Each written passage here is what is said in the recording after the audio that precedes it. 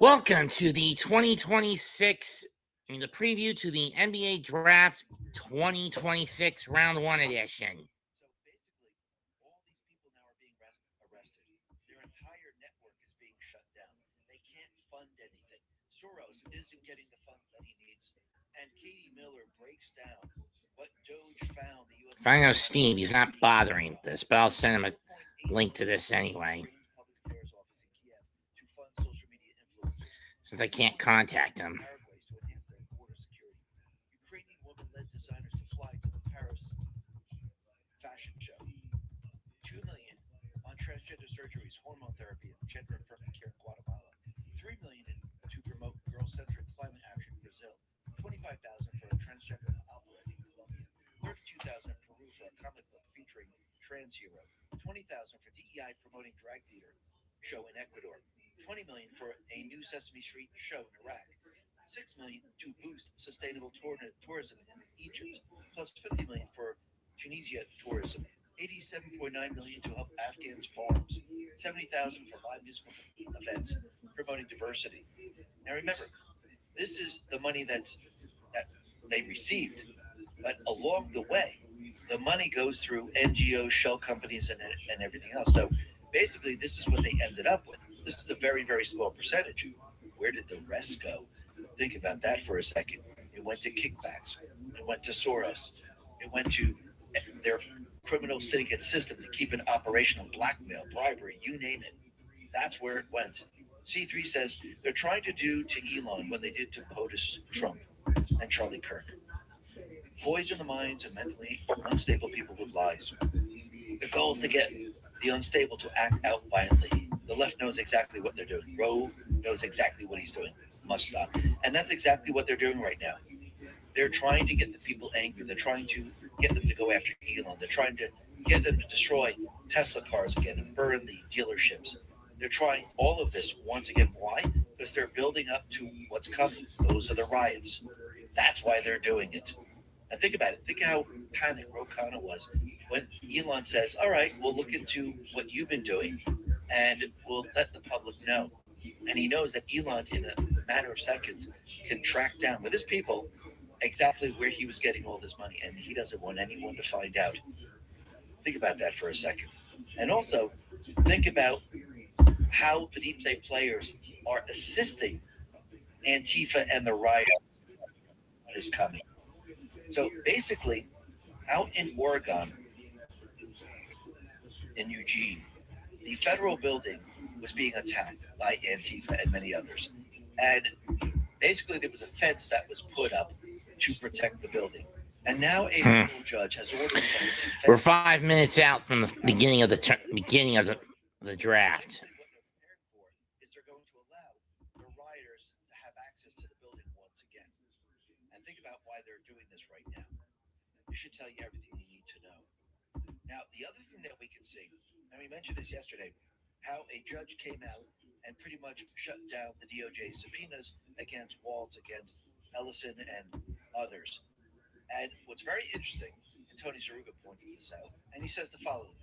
A federal judge in Minnesota who donated to an immigrant legal aid group quashed several federal grand jury subpoenas of documents from Governor Tim Waltz and the mayors of Minneapolis and St. Paul over compliance with immigration enforcement. In a 29-page opinion issued Monday, Chief U.S. District Judge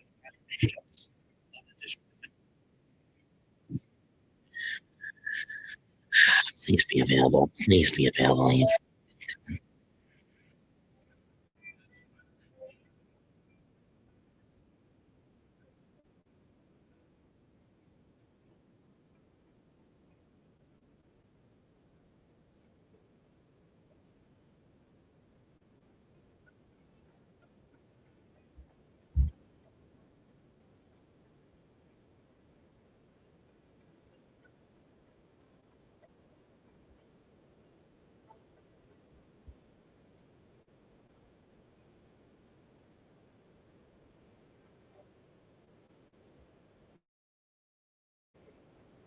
Trying to find somebody willing to spend this on me. As much as I would want to bring Jose in, he's not interested in basketball. Yo, oh, yo, Tana. Chris? You there? Hello?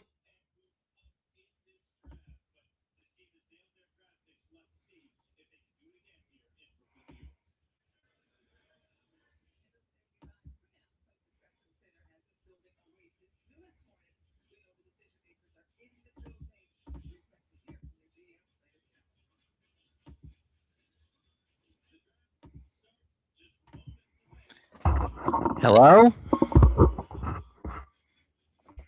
Fuck it.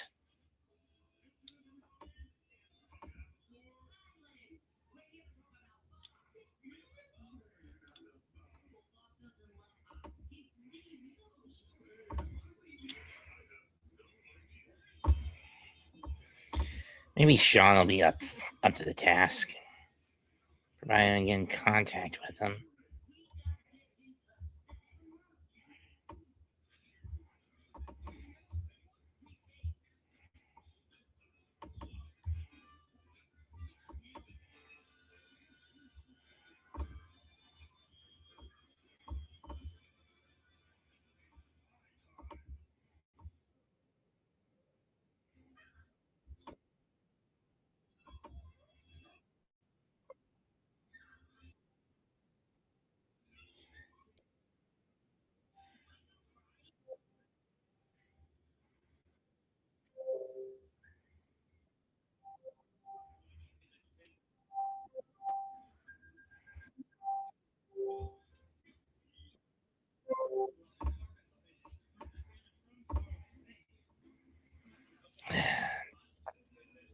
Of course.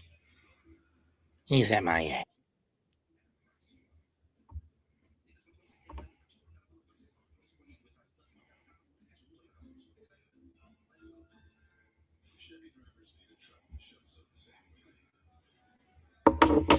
What if I sold the podcast number if it's up? State and local officials into changing their immigration policies.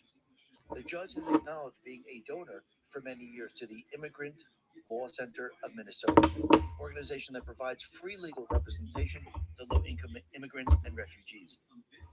Schultz has also clashed with Immigration and Customs Enforcement over the agency's alleged violation of court orders. The grand jury subpoenas sought records related to federal immigration enforcement, including communications regarding cooperation or non-cooperation with ICE and other federal immigration authorities, requests for assistance from immigration officials, communications among state and local officials concerning immigration enforcement, and training. Here's the New York Knicks are the world champs. Interactions with ICE. So basically, this individual, he probably should recuse himself, but again, he's not going to. And he donated to the Immigrant Law Center of Minnesota in 2019. So this is very, very interesting, and this is why he shut it all down. He's protecting. Oh, he's doing an episode of the dumpster fire. I'm fucking shocked. Judge Sparkle Sukanan has struck down the Trump administration's expanded Save Voter Verification System, ruling that federal agencies unlawfully created a centralized database containing Social Security and citizenship data to facilitate mass voter verification. Stephen Miller responds, says Judge Sparkle decrees that America belongs to any random alien on planet Earth, just like our founders intended. So basically what she's saying, it's illegal for the government to check its own internal records to see if you're a citizen or not. Think about that for a second. C3 says a judge named Sparkle Sukanan, born in Trinidad and Tobago, has overruled the duly elected president of the United States and attempted to stop illegals from voting in the new election. Think about that. We have a major problem with the judicial branch.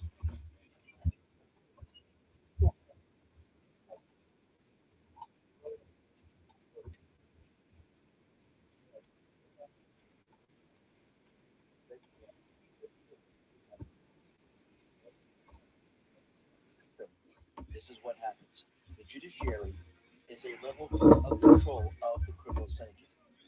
This is what needs to be dismantled. Actually, the president of El Salvador, Bukele, He let everyone know. Well, it's go We time. must get rid of them. Now, again, you have to remember the deep state have these levels of control because, again, they want. Just saw it. So these judges, all they can do is delay. That's it.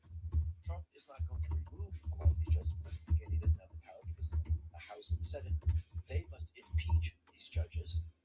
And Trump is going to follow the rule of law to show everyone that he's not a dictator like the deep state players. So he will appeal and he will win in the court of law like he always does. But what's very interesting about this, and Eric Gardner picks out, is that there are calls now to have her impeached and removed from the bench after she basically declared herself president and protected illegal aliens voting nationwide.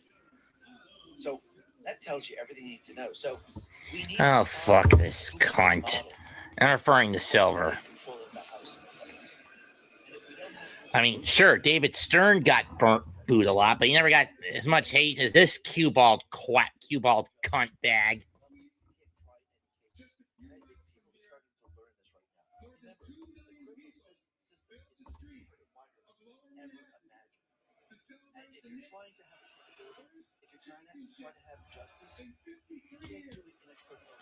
Too bad it was ruined by fuckface Mandami. His bullshit speech. And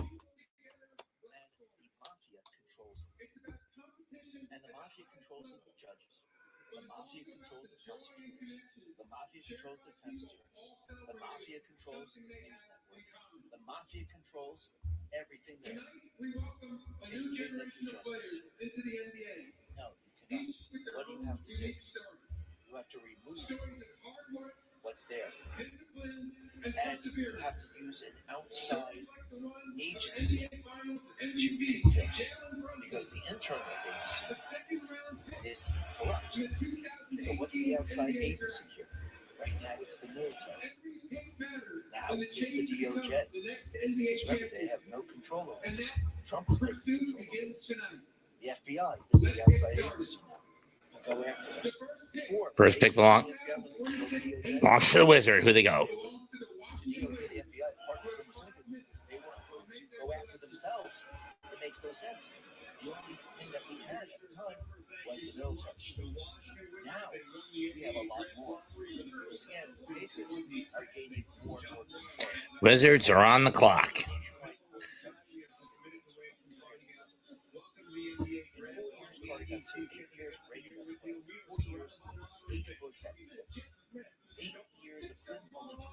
Years of W. 6, 8 years of Obama, 12, 4 years of Biden, 14, 44 years of previous presidents, there were 64. 5.5 years of Trump, there's 101 because what is he doing? He's not doing business as usual. This is just not another radio record. He's undoing and bringing down the entire system. The 101 injunctions in the deep state trying to stop him every step of the way. And it's bad because he's always going to win. We're hearing a lot of chatter from the panel for the draft.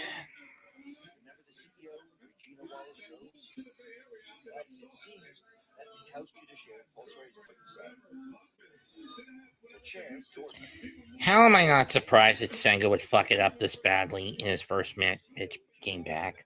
Why is it instead of owning up to the mistake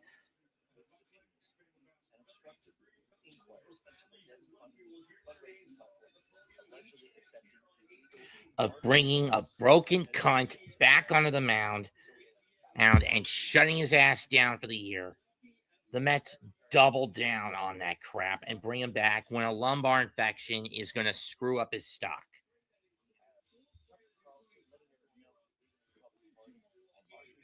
And why? Because Stearns is an arrogant, brain-dead cunt.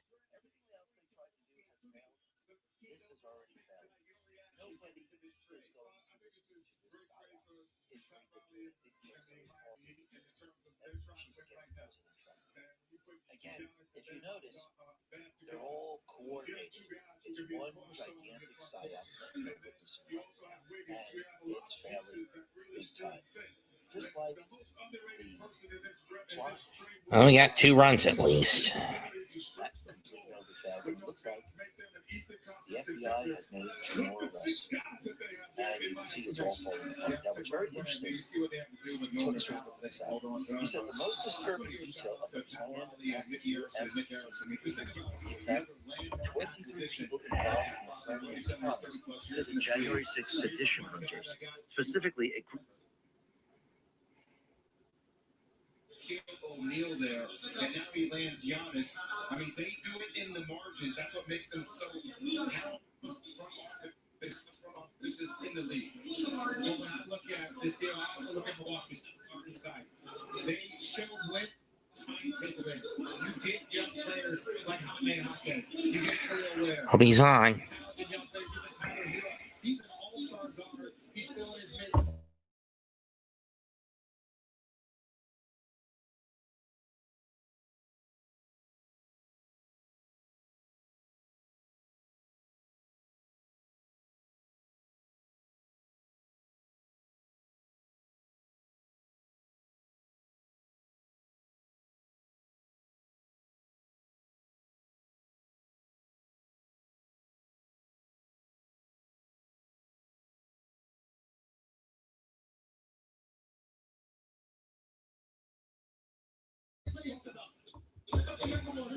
This is not the console like a year ago, where it's a slam dunk. We already know who's going number 1.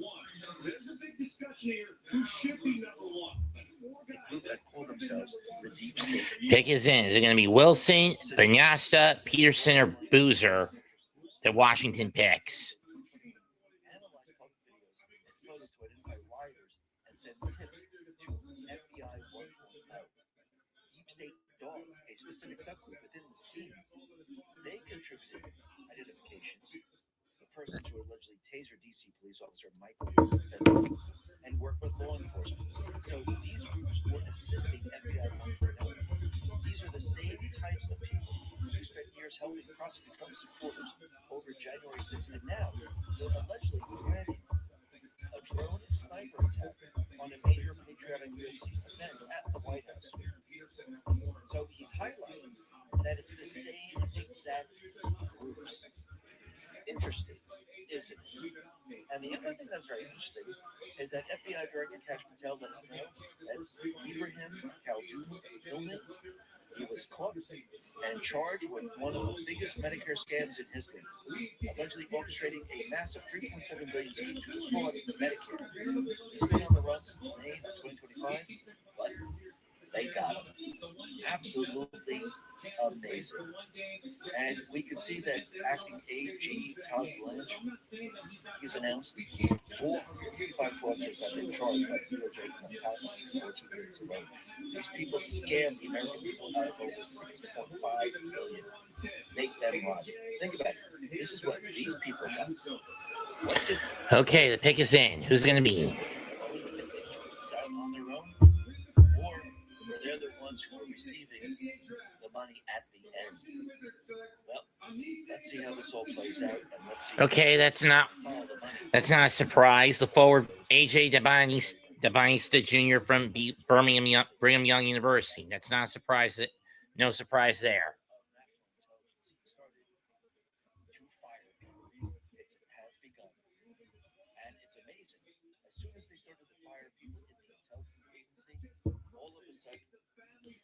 White House, they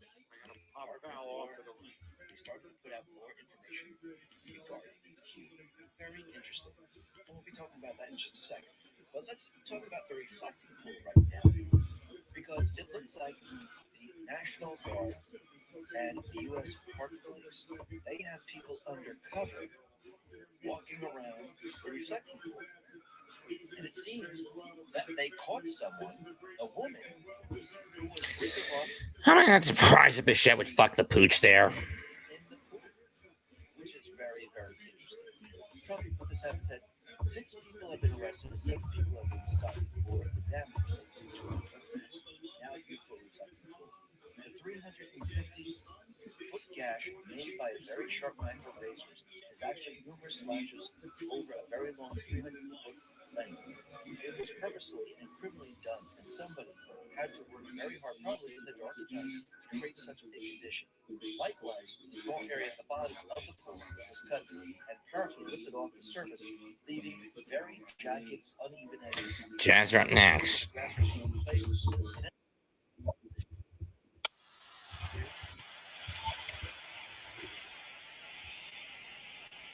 Either immediately before or after the 4th of July, President JT. And Ted Luger's out there saying, oh yeah, prove that you have evidence of these people.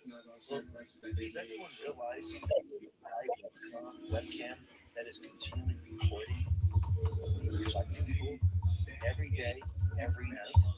Plus, and this is the unofficial account, there's about from a dozen to about 100 cameras that are in immediate vicinity that also might have caught what was going on. And since all of this, it seems install AI cameras around the reflecting pool to catch anyone else. So do I think there is evidence? Absolutely. Now Trump, it looks like he's going to be going after ABC once again. And he's going to be bringing in a lot of money. He said he's going to give to the Treasury because of their fake reporting in regards to the reflecting pool. This is what he put out. In describing the vandalism that took place in the reflecting pool, ABC, one of the worst in the business, even paying me $16 million for past bad and inactive reporting failed to report that their close friends, Democrats, Obama and Biden, spent over $100 million on the reflecting pool, and it never worked. In fact, it was rarely open to leaks and stench. They wanted to spend $300 to $400 million, but just let it rot. I spent approximately $16 million, and it came out great except for vandalism, which we are now fixing. It was also a much bigger job than originally envisioned, including the outer area and sidewalks. We are preparing lawsuits against ABC for false reporting. I like their money, which will be given to the U.S. Treasury. Thank you for your attention. President DJ2. And the president took pictures of the reflection. Even with the gashes, even what they have done, it reflects absolutely beautiful. And since we're talking about ABC, it seems that ABC is encouraging viewers to tell the FCC to drop probes into the view and ABC broadcasting license. So Brendan Carr said Disney wants the FCC to classify the view as Pick is in for Utah. news program under federal law. Doing so would exempt the view from the political equal time requirements that Congress passed decades ago. What do you think? Is the View modified news? Do you think that it should be a news station? Well, no, they shouldn't, because, again, what did they find? Well, the FCC probed into the View, and they have now submitted 2,473 separate pieces of evidence documenting pervasive bias. Yeah, so guess what? They're not a news organization whatsoever. But think about the reflecting pool. I think the TMK pretty much sums it all up of what we're seeing right now. He says the reflecting pool is the perfect metaphor for Washington. Trump's trying to clean it up, while the swamp is doing everything it can to keep it dirty. Absolutely. And Trump was asked by a reporter about the Save America Act. And the reporter said, Senate Majority Leader Thune has said he doesn't believe they have the votes to pass the Save America Act. And Trump's answer is very, very interesting. Just take a listen. He's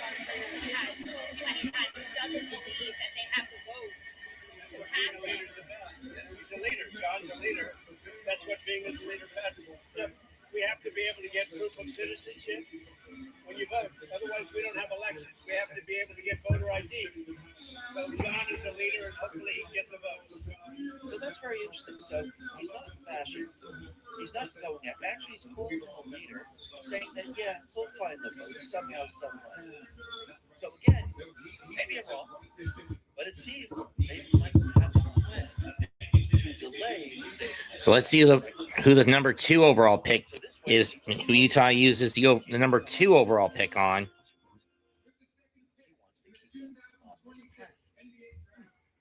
Very, very interesting. We'll have to see how that all plays out. But yesterday, as we mentioned, Darren Peterson of Kansas. Okay, that's another one we kind of expected. I mean, some thought he'd go to Utah. It would be kind of a little out of left field. I thought it would be Boozer who would go to Utah and follow in the footsteps of his father, Carlos Boozer.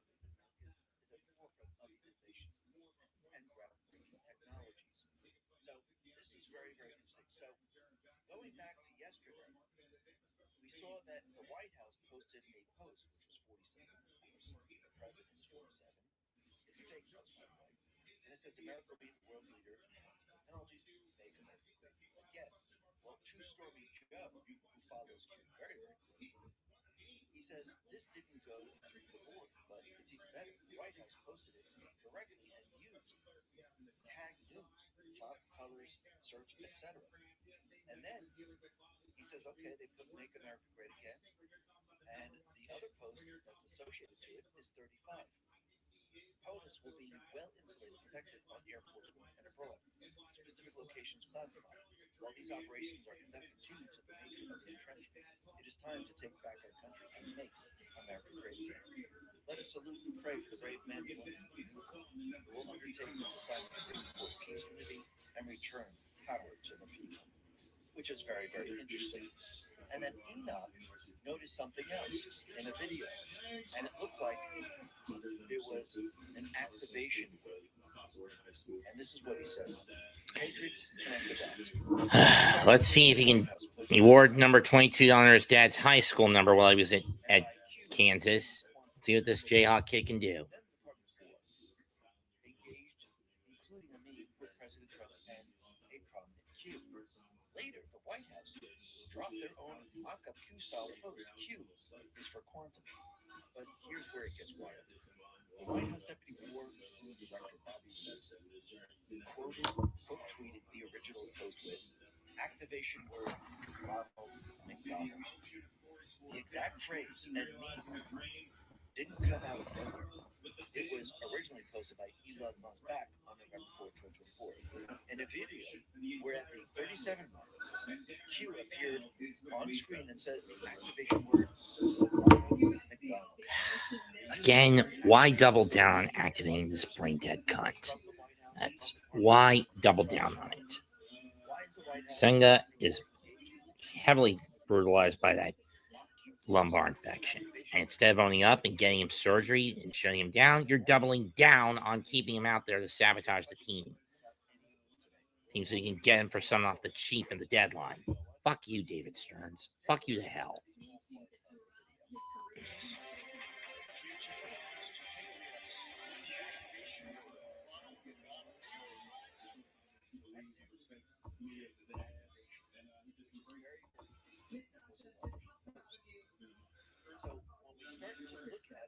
It looks like that storm is on its way, and the Patriots are gaining more and more control of the situation.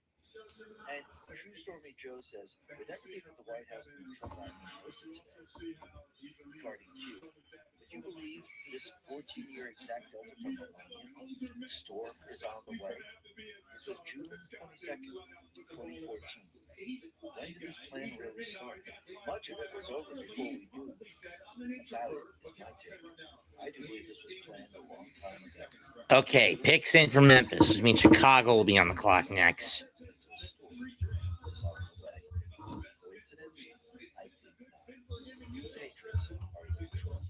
Listen, everyone. Thanks a lot for listening. Be well, be safe. Have a special day.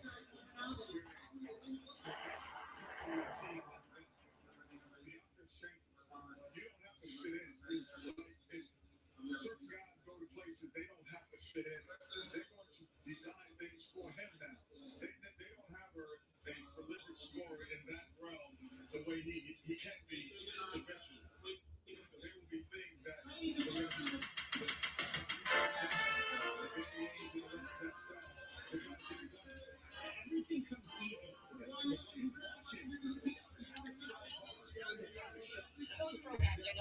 Oh, my BTV.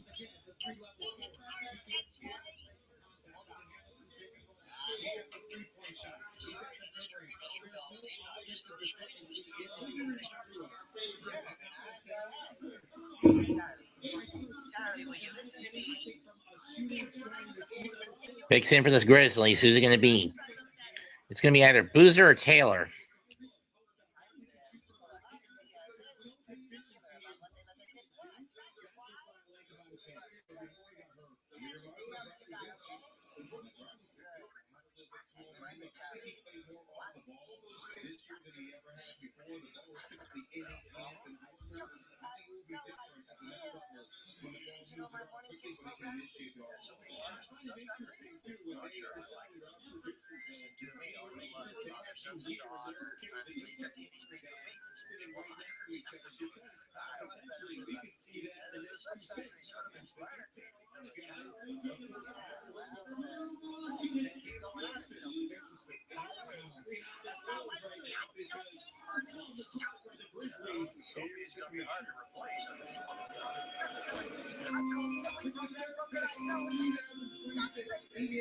Okay, and the Grizzlies choose Cameron Boozer from Duke, the son of Carlos Boozer. And there you see father on the left and son on the right.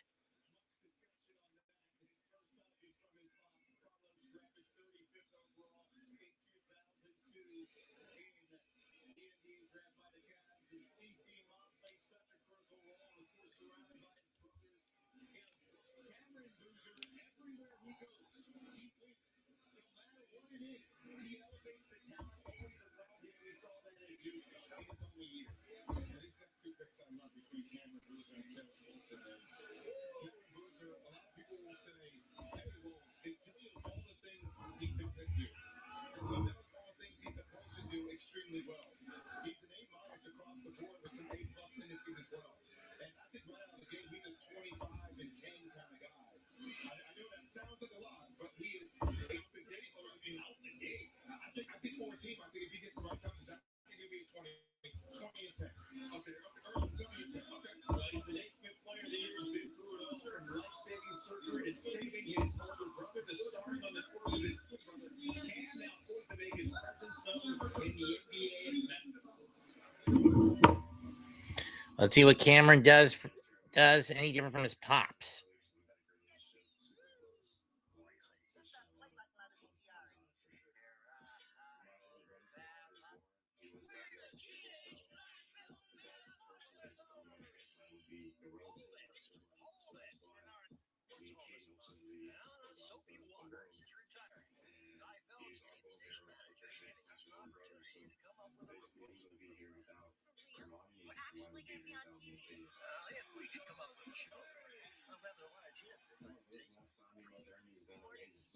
Gene does have a point, though. Putting together a show, it'll take a lot of hard work. Well, we can do it. Yeah. So, what would you first? Well, you should probably decide what kind of show you want to do. Actually, I thought of something on the way over. I think we should do a variety show. Of course, variety, as in hodgepodge, an assortment, the spice of life, a gallimaufry, a number or collection of varied things. We get you, Gene. I think that's a great idea, Bernard. Yeah, that's a good idea. We can do a lot of. So what happens first? Well, first we need a really upbeat intro. You know, something like. Live from Odyssey. Odyssey. Don't go away, there's more to come. Take a summer vacation with the couple. They're stealing the camera. Problem with it? Okay, a biblical skit. Like what? Well,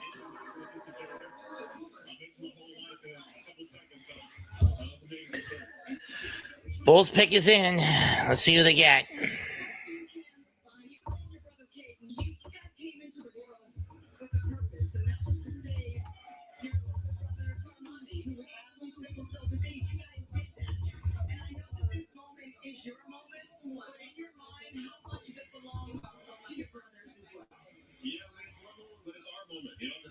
See us all sitting here, I want to be here by any of these guys right here. And the girls, of course, I'm on, but it's just a great feeling to be here with them. Every step of the way, so it's amazing for sure. And Carmani, I know how tight all you guys are. That's a big to you to know that your brother, short guy, your little brother, probably a little taller now. His brother is that's what they're picking the draft. Being able to say everything he does, works hard, and shows up. I couldn't be more proud of someone, and to be able to call my little brother is amazing. It's the CC. See who's it gonna be. 20 years ago, you guys were dealing with so much fear and uncertainty at that time, and now here you are, 19 18 years later, all of your boys are thriving.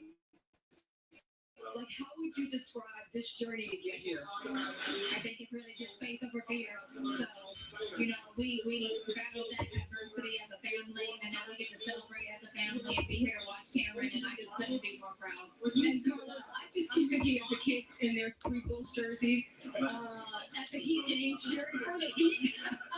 That was hilarious. But what have you told Carmani about Cameron about what to expect as an NBA rookie? Yeah, first, it's so proud of him, man. It's like the dedication. You heard from Mike talk about it, his sacrifice. He shows up every single day. I'm just happy for him, man. Take each moment, enjoy each moment. Obviously, be where your feet are.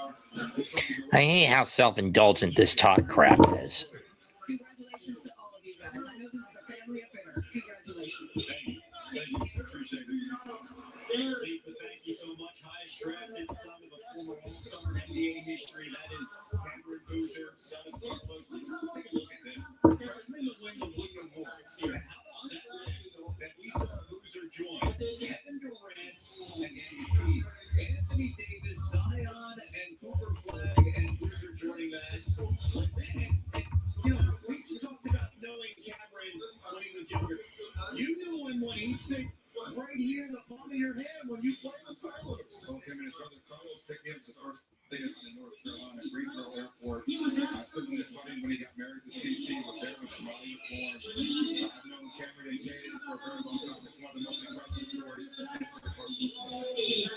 that's the third pick. The Bulls are on the clock right now. Let's go to the commissioner. Warner had 1 millisecond of trouble.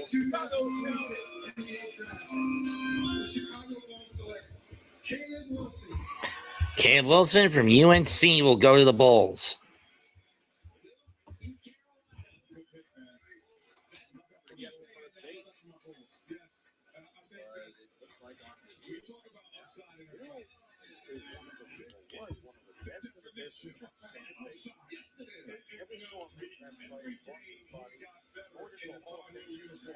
When he was coming out of high school, everyone thought he was a really, really good player. But he would also play in the summers with Chandler on the same AAC. So at times, without Was reaching down and away to his left. First baseman Smith right above the lip of the ground.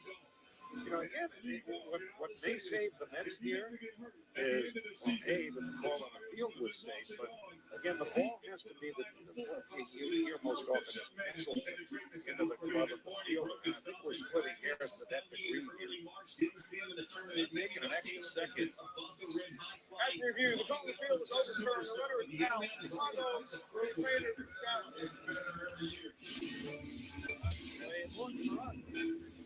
The umpires the ground out, 2 outs in the inning, and ECU after that. high school teachers talked about philosophy in class, and they spoke to me because I felt like it kind of related to things I'm going to do in basketball in life. Dunk ball like that, and read a couple of books to kind of make sure I stay connected with that good mental space. One of the biggest things for me was definitely being able to control your controllables, not let things that you can't control really weigh in on you, and really know that your time is not it. I really think that Clippers are on the clock. 6 down, 26 to go. The emotions continue. Dad Jerry, Mom Sabrina with the celebration. 17 games with at least 20 points, most by a freshman in program history. That's saying a heck of a lot. No, he's probably busy.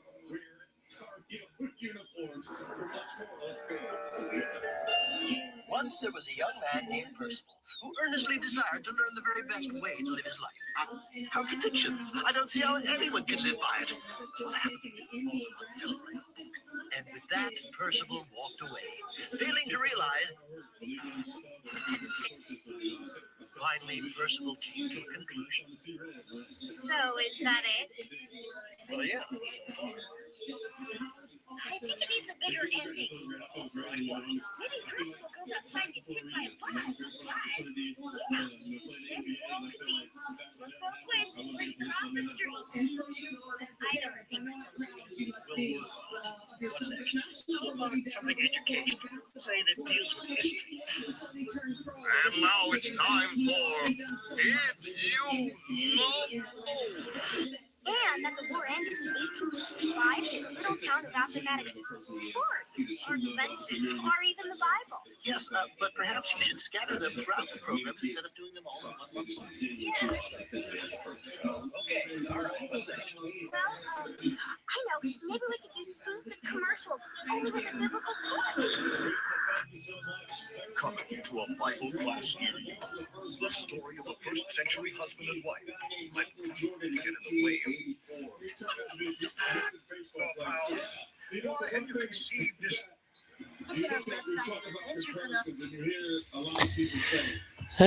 Minute 13 till the next pick comes in. Who are the Clippers going to go with? They're on the clock.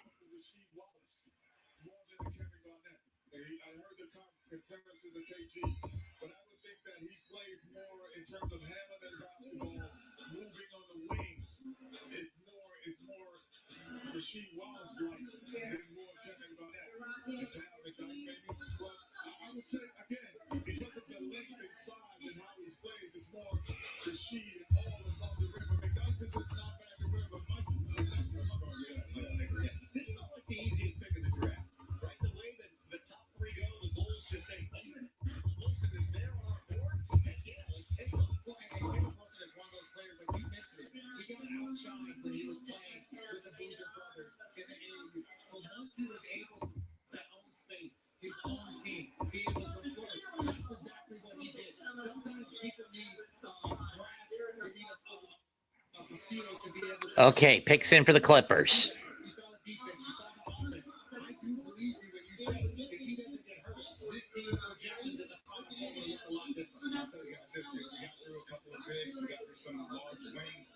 Now we're about to enter the guard scenario where I think it gets very interesting in the draft. Yeah, this is where the draft it feels like starts, especially the glut of talented guards that we have right in front of us. As the Clippers are on the clock right now.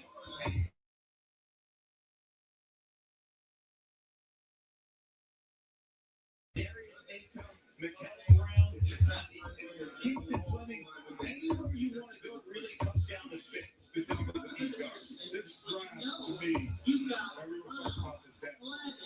This draft has a bunch of That bone dead. Why can't I ever get in contact with these? Why?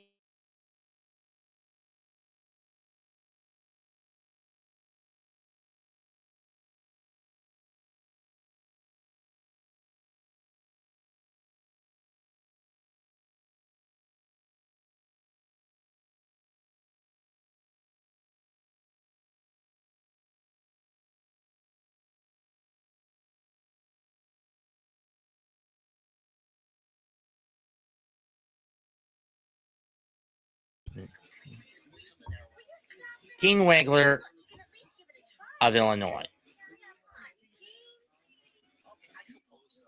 Brooklyn Nets are up next. In the certain era, there lived a trio of swine who sought to construct protective domiciles from the imminent attack of a malevolent Hemispheres. Wait. Please say you're not telling us the story of the three little pigs, Eugene. Well, I might be. Eugene! I told you, when it comes to spinning yarns, I am without natural challenge or inspiration. Did not consider no feat. Telling a fairy tale like the three little pigs.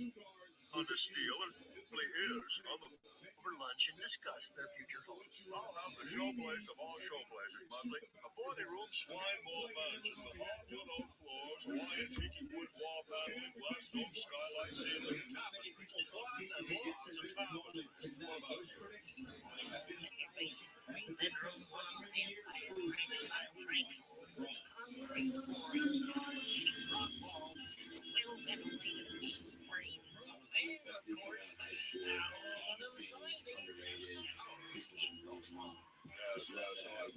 Well, sounds perfectly dreadful. Where are you planning to build this monstrosity?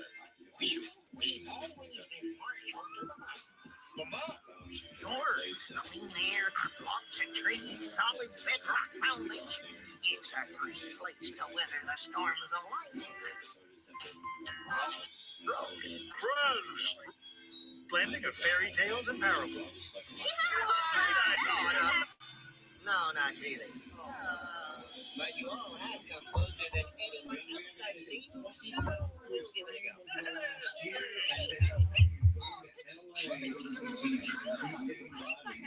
Let's call the show. B16 4G3. And that's the birth of BTV. Yeah. See what Keaton Wagler has to say. Good thing I kept the phone away from the microphone, from the mic, so I wouldn't pick it up.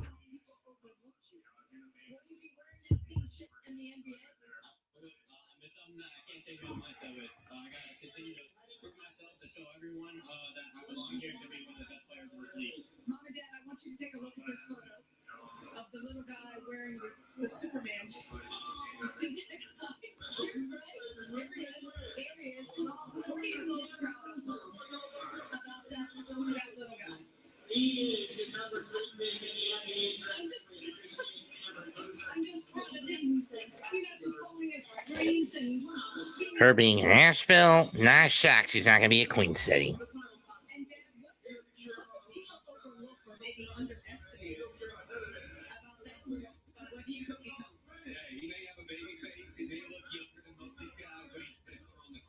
We saw that from the day he was born. He's just a competitive kid. He's just wired that way. And I think there's some people overlooking because he's a little bit slight in build and a little bit of cookie in the face. Look forward to watching you keep in the NBA. Congratulations to all of you guys. Thank you. And Logan, Mom Jennifer, they met while playing basketball at Hutchinson Community College in Central Kansas. You see Mom Jennifer so proud, and the hugs, of course. His dad talked about him having that killer instinct, 46 points at Purdue. Set the Big Ten single game scoring record. What really stands at 51 points in clutch time. That's the final 5 minutes. So when everybody's watching, Illinois is all talented. They got a bunch of heroes, big guys. It was this young man who stepped up. His shot making is similar to Jalen Brunson in a little bit. But he has great positional size. And he plays the game with a different pace. Spin moves, angles of attack. He's very good at getting a shot off. And by the way, is as soon as he walks, it's over small defense, and he knows how to get to his spots on the court. Yeah, that's what makes his game much more simplistic. So I think that his best position will be when they move out to the one at times. Because of his size and ball handling ability, he doesn't have to be more athletic than a two guard. But he's going to be bigger than every point guard that faces him. So when the Clippers take ball it out and they move him to the one, I think that's when he's going to drive the best.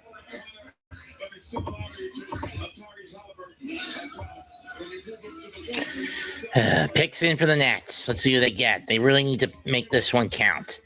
They just recently picked up Julius Randle in a trade from Minnesota.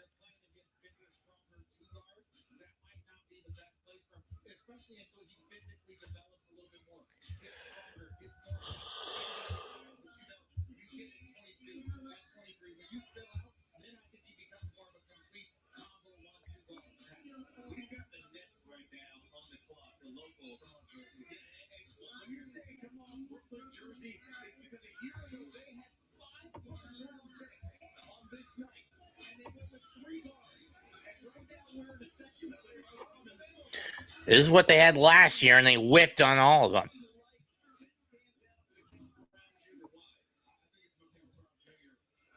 Powell ended up getting traded to the Nets from the Hawks.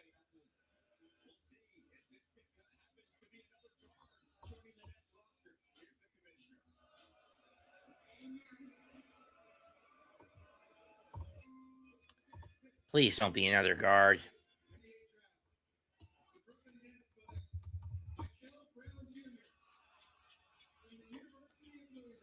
And it's another fucking guard.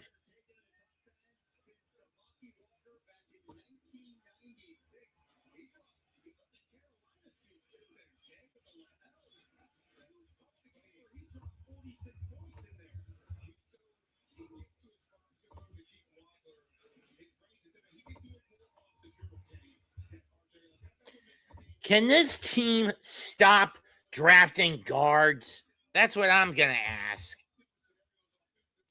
Just flat out stop. You need a big guy. You need a legit big man since you let Claxton get shipped out to Chicago in the Julius Randle trade.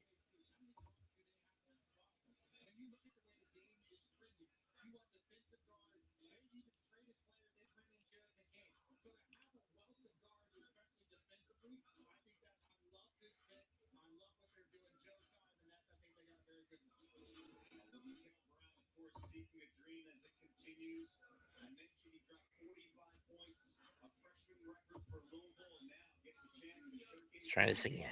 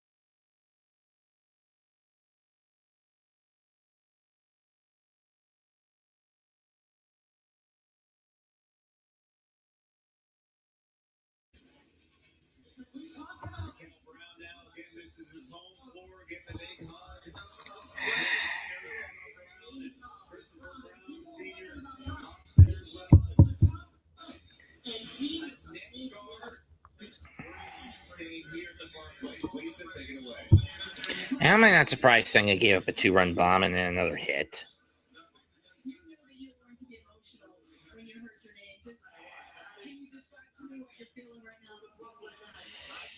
It is just the stupidity of David Stern with this team and Carlos Mendoza's incompetence that are fucking killing me with the Mets.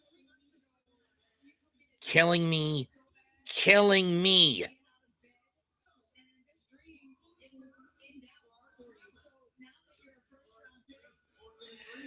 I could just go to New York and slaughter those two dumbasses, dumb cunts.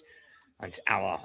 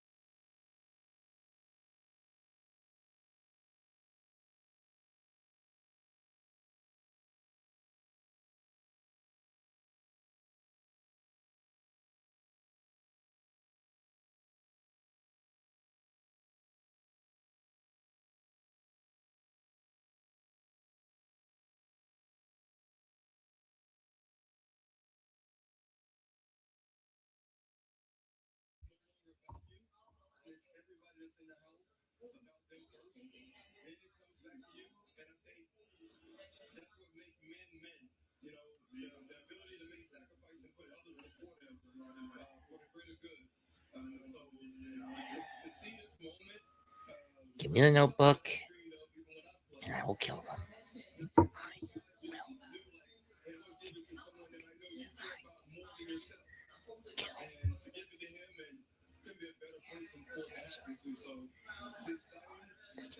Fixed once and for all. Well, Michael, we are looking forward to watching you do your thing in this building, like you said. Welcome home. You see that. Well, they're happy to welcome Michael Brown to the Parkway Center. By the way, fathers played at Tallahassee Community College, USC Aiken, West Florida before going overseas professionally. And of course, coaching and training his son. And it's the Kings. Pick number 7's in for Sacramento. Who are they getting?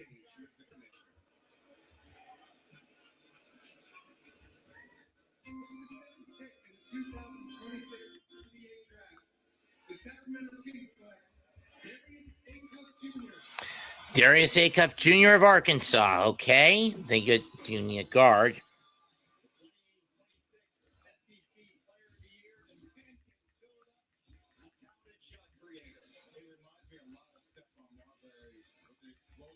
In which he plays, his ability to attack the rim. And, Kenny, you're going to love this about him. Most guards don't understand that This is a pretty guard-heavy draft so far.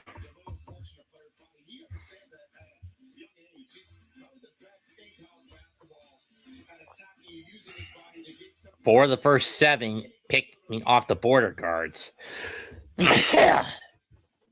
Hawks are next on the board. Next up, who's number 8?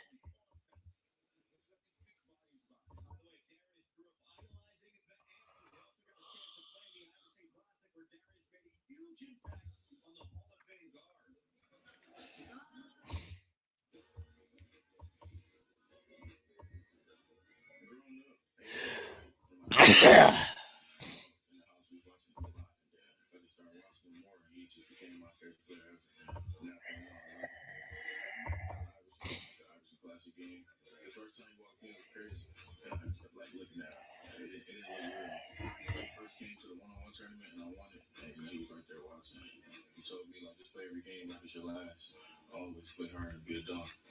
They called me the next young when his next career. I was excited for sure, top, but it just gave me extra motivation for sure. And that phone off been a great relationship. And by the way, GM Scott Perry of the Kings, he coached in Eastern Kentucky in the 1990s when his dad, Darren Jacobs Sr., played there. Lisa has much more. Castle McCullough? What the hell is this? Very special. They've been here with him. Seeing him smile, that's the best moment. And Dad, you took him to the gym when he was just 4 years old. Just how did you know that he was born to play ball? Well, I mean, it was a look in his eyes. It was a look in his eyes when he first came. His eyes lit up when he came. So I knew it was something wrong. I know you guys must be proud. Congratulations to all of you. Thank you. That's crazy. Darren Jacobs out of Arkansas, 30th lottery pick, coached by John Perry, breaking the tie for the most as we are 7 picks here at the NBA draft. We'll be right back after these messages and a word from our ABC station.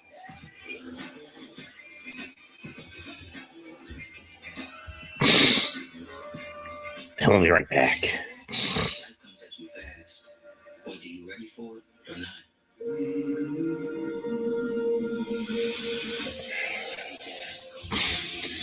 Hawks pick is in.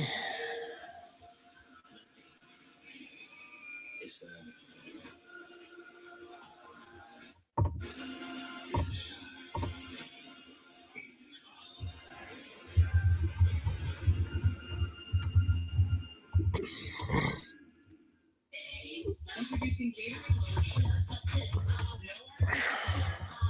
No artificial flavors, no artificial sweeteners. 75% less sugar. Gatorade Lower Sugar. Hydrates better than water. Old bags get you a big piece. Not done. Your bag fee free and build your credit.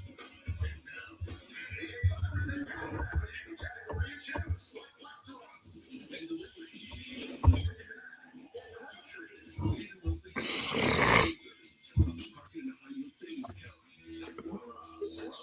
For those wondering, no, I'm not covering the second round of the draft tomorrow night.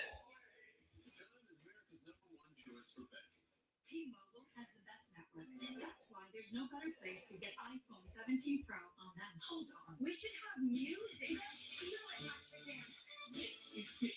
T-Mobile get the incredible iPhone 17 Pro on us. Is this the place? Yeah.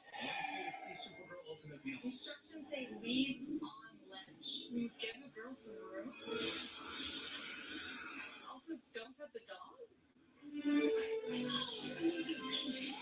Okay, someone has the zoomies. KFC Supergirl Ultimate Meal is here. 3 heroic Supergirl sauces and an out-of-this-world Kryptonian cookie. Get it now, only at KFC. See Supergirl in theaters June 26th.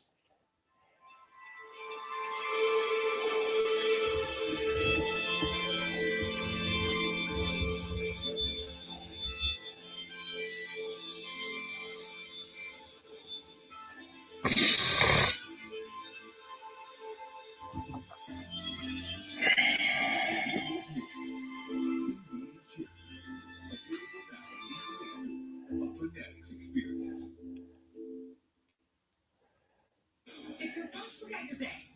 thing in the morning. See what you missed while you were sleeping. And get ahead of today's news. The people of Fort Mill have been waiting for this decision for months now. The important information you need to know now. City leaders say it's a good thing for Matthews. The people who live nearby say they're not so sure. Stories that matter to you live at 8. Plus your traffic and weather updates every 10 minutes. Channel 9 Eyewitness News, 4:30 to 7 a.m. Covered with Channel 9. To everyone who finds joy in a great meal, we'd love to see you at Culver's. What makes us happy is making you happy. Our menu is handcrafted to have something for everyone. My favorite, The Butterburger Deluxe. Definitely cheese curds. Chocolate frozen custard. From the juiciest bites to the sweetest scoops. we'll make all your favorites fresh, just for you. From Wisconsin with love.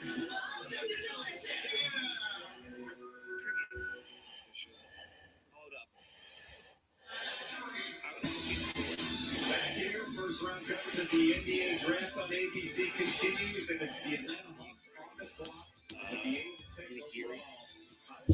Get to this 8th pick here for one a year ago. She came down first round pick, so the Pelicans could draft Derek Queen in the lottery. So the Hawks coming off a fantastic season where they acquired CJ McCollum, Jonathan Kuminga, and by the way, the team that actually beat the Knicks more than once. No one else can say that in the playoffs since they were out. Picks in for Atlanta. Who they kicking? The New York Knicks have come great. Here, and it looks like that team made 2 senior years. We're going to talk about the talent and specifically where the Hawks want to target. Let's go to the commissioner, Adam Silver, right now. It's like, Adam Silver. With the 8th pick, the 2006 NBA draft, the Atlanta Hawks select Kingston Fleming from the University of Houston. And it's another guard.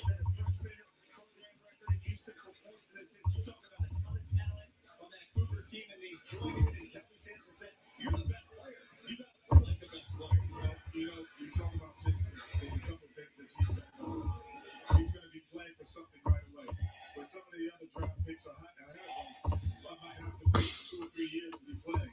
As you said, the New York Knicks, the only team that played the New York Knicks to some type of greatness was the Atlanta Hawks, where you were in doubt that they might not win the series. Dallas Mavericks are up next. Let's see who they get at number 9. You play for the University of Houston, you have to defend.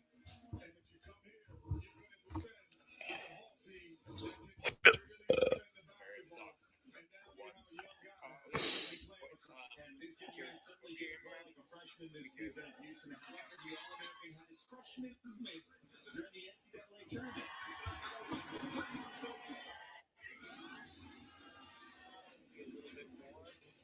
I mean, just being March Madness, you know, I knew that as a kid. I was just wondering because I figured I had a bunch of game plays, so I was like, I was only to keep like a memento or a little like souvenir from this competition. And just that one proportion was fresh. Interesting choice by the Hawks to go over Kingston Flemings.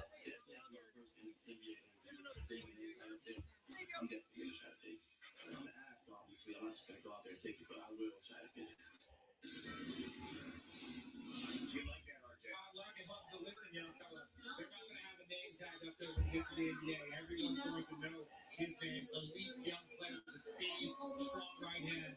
This is a great pick. Dad D, firefighter, mom, Shayla, the nurse, both instilling that strong work ethic. Why do I have a feeling Tom's going to try a part 3 if he doesn't make $1 million this time? I mean, another 2 or 3 years. For those wondering where Tom Grassi is at in his 30 for 30 part 2 donation to Jude Children's Hospital, he's at a little less than $700,000. Next stop, Buffalo. Or New England, excuse me.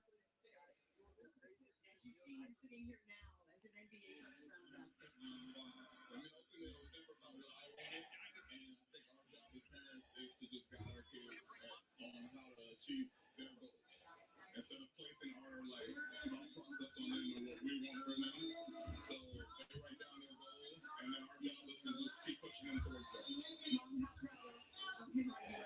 I'm so proud. I always tell Kingston, little Kingston would be even more proud of what he's accomplished with the goals that he set forth so many years ago. And now today has come to fruition. This was an ultimate dream. Congratulations to all of you. Thank you. By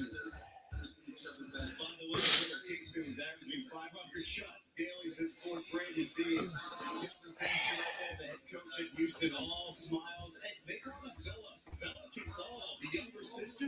She's a Duke commit, by the way, going to go play for Kara Lawson, Gatorade Player of the Year in Texas this year. So the competitiveness that you see from Kingston on the court comes from the family and that connection. And now he joins you an Atlanta team where he can learn from C.J. McCollum immediately from day one. Well, C.J. McCollum, they have guard play.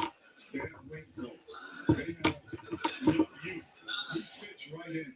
If you talk about a team, if you had to close your eyes and you were Kingston, you would say, Atlanta Hawks, let me play with them. Forget about what pick I am, but let me play with them because he will fit in instantly with them. He's a mid-range, high-volume scorer, probably the best in college basketball. He gets to his spots and he's a great number. His defense also extends and puts pressure on the ball. With a high IQ, you got to know who you are. Listen, I think a lot of players come to the league trying to find out who they want to become. He knows who he is right away. Look, for me, when I look at it, it's the speed. But the point that you made, if you play at Houston, you got to play defense. Guys look on the side, he's going to make it very good. Feel free to look at Marlon. It's okay. So that's why I believe he's going to fit into Houston. And defense, they're certainly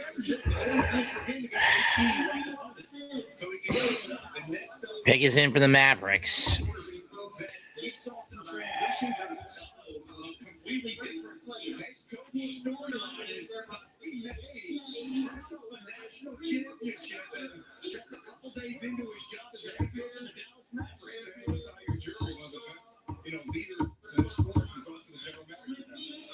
Big changes here. A year ago, Cooper Fly taking number one overall, and now they have the ninth pick. Here's the commissioner, Adam Silver, with the Mavericks selection. See what Dusty May picks in his first night as head coach of the Mavs. With the 9th pick in the 2026 NBA Draft, the Dallas Mavericks select Morez Johnson Jr. from the University of Michigan. Nepotism, picking up.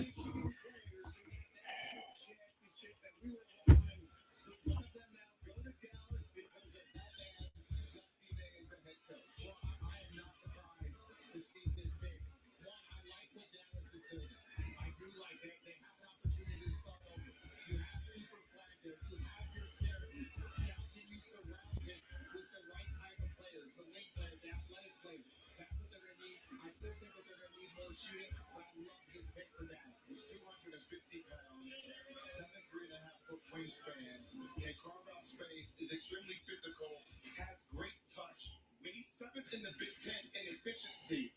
And when you think about his explosiveness, relentless motor that creates rim pressure all the time, and he creates vertical spacing. That is a good option for the vertical spacing. Which I think makes him elite rim protection and also expanding his defense from shot making perspective. Well, I think there's two things now in the NBA. Either you have to be able to shoot the three or defend the rim. And he defends the rim. And he also can defend the team. So this is going to be a good fit for him playing for his college coach as well. It's like the easy. Switchable defender, well liked by his entire team. Morez was becoming a key player in Michigan. His hobby on the court displays his love for Legos.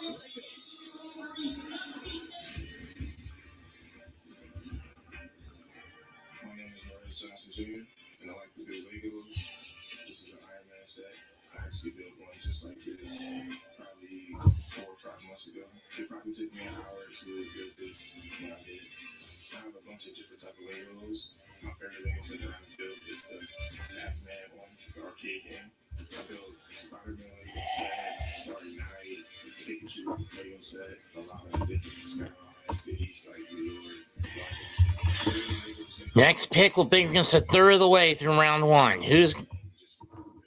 It's Milwaukee's pick, and this is the pick they did not attain give up in the Miami trade. When he was in sixth grade, his dad told him that his height would come if he outworked everyone, everything would change. When he hit his growth spurt, look from the other Wolverines, waiting to hear their name called right now. It is Reg Johnson. And Soto is injured again. Great. Nice going, Stearns and Mendoza. You brain dead cunts. What does this moment mean to you? This moment means a lot to me, man. I've been thinking about this since I was a little kid. Dallas always was a place I wanted to go, and it's insane that I'm actually going to Dallas. And I can see what it means to you. Can you describe what you're feeling right now? It's amazing. And I'll continue to double down on calling those two brain dead cunts. Because that's what they are. A couple of brain dead cunts. You told him what he had to do to make his dreams come true. What was your message to him? Just work hard, keep working, or you make it. And he was saying, like, ignore all the outside noise, you don't catch up to him later. Remember that. So what do you think about following Coach The K? tickle pickle? Where the fuck is this? It's insane. The Michigan man is now. But I'm very grateful for this opportunity, man. And I'm excited to do it with my coach. We won together this past season. Looking forward to winning with him and man. I'm going to get there. Looking forward to seeing you in the NBA. Congratulations to you all. Thank you. Lisa, thank you so much. You see the emotions, of course, from the announcement. To me, watching them play against Arizona, they were the best team in the country.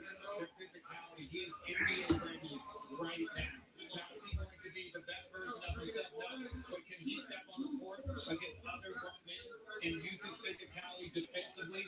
And 100%, he has all of those tools, and I think that's the perfect place for him. So you go there and get involved as a great NBA, and he made a great point about it. He defensively protect the rim. Think about the whole position right now in the NBA. We don't have to protect the rim. We also have to get up there and stop three-point shooters as well. And he has the mobility to do that on the perimeter. Yes, and you're looking for we have Kyrie who was a point guard, everywhere else you got young. Yeah. And so now the decisions are going to be made by when are we trying to win? Are we trying to win in 2 years or now? And that's what Mazzaro Jerry was brought in for, to figure that out. I have no doubt that he knows the plan, and just will figure it out, I think, by the end of the summer. Okay, that's what I say. Dusty May's been a head coach there for 2 days. 2 days essentially, and he took a dude that he coached.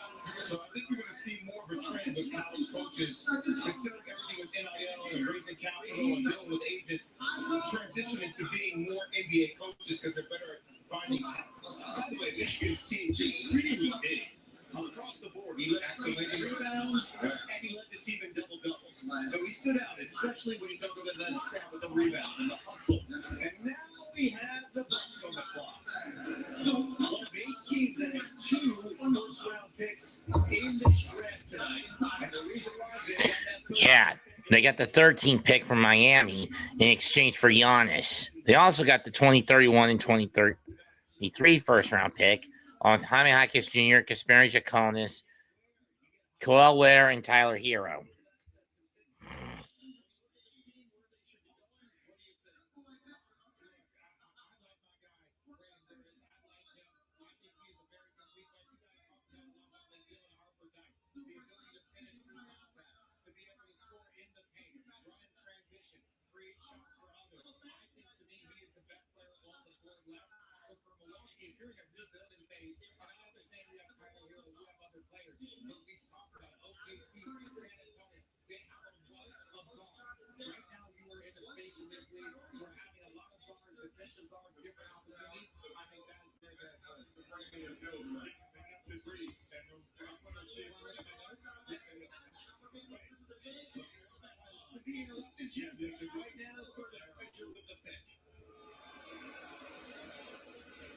With the 10th pick in the 2026 NBA draft, the Milwaukee Bucks select Brady Murray's from the University of Arizona.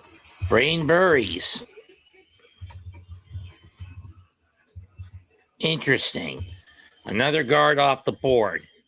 So out of the first 10, how many of them are guards? 1, 2, 3, 4, 5, 6 of them.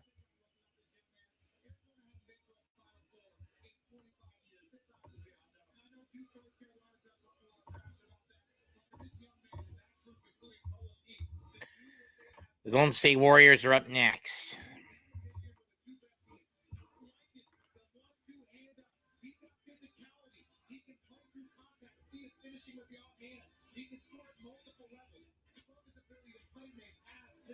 He does so many things. When I look at him, I think maybe Devin Booker type. That's what I see. Not the most athletic, but enough athleticism to cause problems, but a well-balanced game across the board. Yeah, I think he got a little bit more physicality from terms of how he plays. Devin Booker much more skilled and so Darius. However, he was in high school. He's from Los Angeles area. I saw him a lot.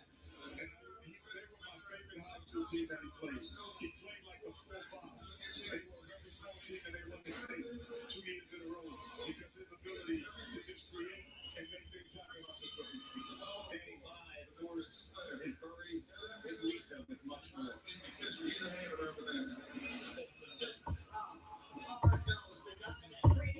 You said that this game is bigger than you, and then you have to have multiple whys to play it. Just what were some of the whys for you wanting this moment? My wife would just say, like, I want to take care of my family, I want to inspire the younger generation that's next to come. And also, I want to be something that's bigger than myself. Just trying to be the best version of myself each and every day. And you told your dad that this moment is ours. You said that both of your parents helped get you here, but you said especially for your dad, this moment is ours. Why do you say that? Because he grew up playing basketball, same with my mom. And I just want to make sure that they know that they can live through me and I can make them happy every single day. Mr. Bobby, what does it mean to you to hear him say that? This moment belongs to both of you. But him being here belongs to both of you. So Yaxel maintain that. He was supposed to go high. He won by 2 3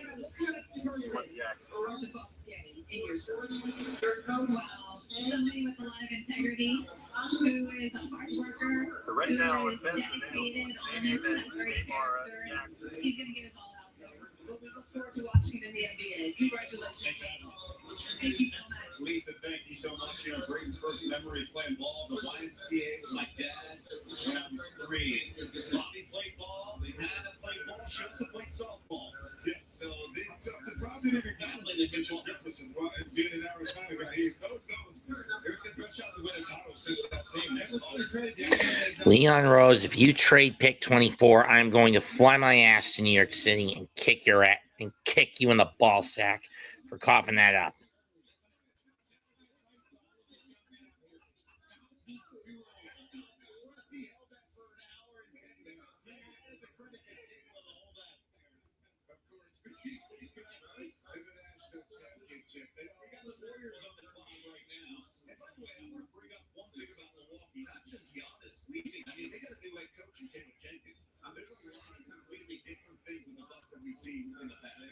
True.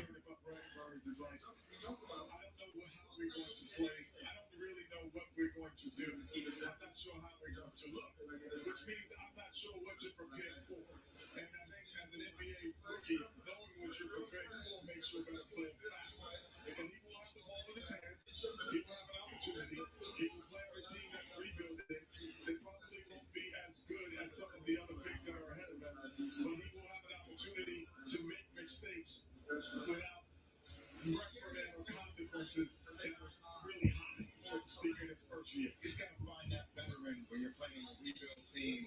Everybody's trying to fight for money and time. And I think Taylor Jenkins is good at setting the stand. All have your family because yes, I'm a veteran, so I'm a veteran, man. And he was like, look, man, I'll tell you, after the game, we're going to do, I'm like, after the game, we're at one. What's the problem? What are you talking about? After the game. Right then, I do not listen to that veteran. Our next team on the clock, you don't have that with the veterans. That is Golden State. Of course, the question is the health of Jimmy Butler. We saw Steph Curry make a run it, but Curry and Butler only played 83 games. Well, I should say they missed 83 games as we see Curry's little profile of 4-time NBA champ, 2-time MVP. He gave us moments. He gave us moments where like, oh, if they stay healthy, how far can he take us? But when you talk about the supporting cast, it wasn't enough. It wasn't enough, and that's mainly because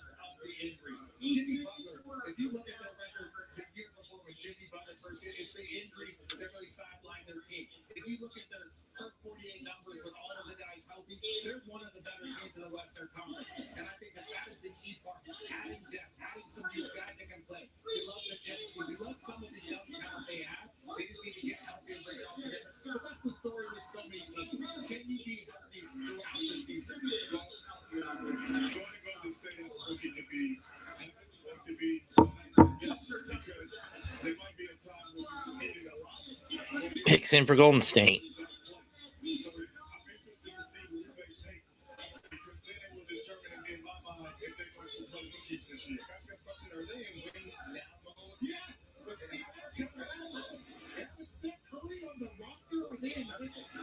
What is the balance between getting youthful talent and that's what they like about Kevin?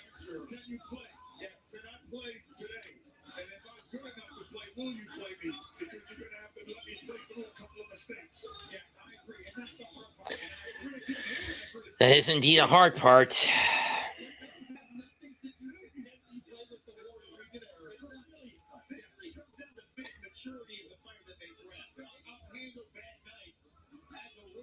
Warriors got beat by Phoenix in the 9-10 play in the 8th seed playing game.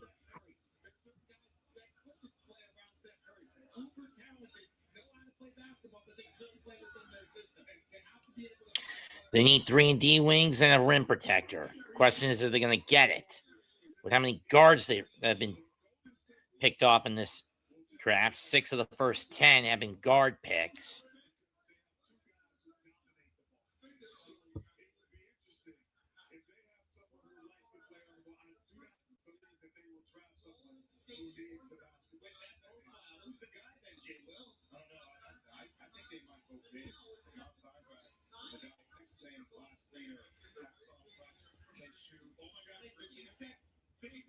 Michigan guys are still on the board. Yes. Right? Let's go to the commissioner and find out as the Warriors are ready to make their pick. With the 11th pick in the 2026 NBA draft, the Golden State Warriors select Yaxel Lindeborg.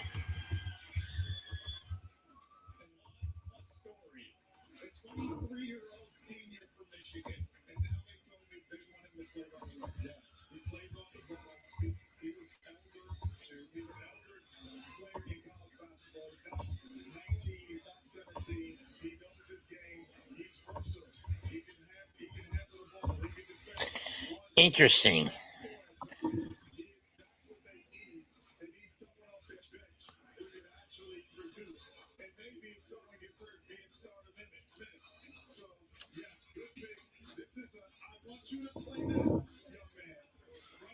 And you see that the long hog with his mom just said, and tears coming because this journey included so many stops, the future without basketball, and eventually on track because it's the leadership of his mom. I mean, mid-major to where he finished to winning a championship. Just unspoken of all right. How about a perfect complementary player to play alongside Draymond Green with his basket because he can space the floor. It's like inside out. But again, the physicality of it. I know the music changed in the last 40, 50 years. I guess I was kidding. Because I'm talking to kids. And so since the league has changed, you used to draft juniors and seniors, guys that were more ready to play, guys that you contribute. Now a lot of times they draft 19, 18-year-old players, and there's time for development. He is a player that's ready to play now with championship players. I'm just speechless. The road to the NBA certainly has been a winding one for guys, so the one constant has always been his mom. Their special relationship capped off this past season of the national title. My name is Yaxel Lindeborg. My relationship with my mother is like no other. She kind of set everything straight, telling me that I need to be better. I was 17 years old, going to my senior, almost not graduating high school. She felt like she failed. My mother, hearing her say that made me very emotional because I always thought that she was the best mom in the world. She's been having to work like two jobs at a time, 3 jobs at a time, just continue to keep me and my 3 little sisters safe. And she sacrificed a lot. She put her dreams, her goals aside to give me a better life, and I wasn't, using that. It definitely lit a fire in me and still a lot more. Next up, number 12. Who will the Thunder pick with this one? This was a pick they poached off another team. I don't remember who, though.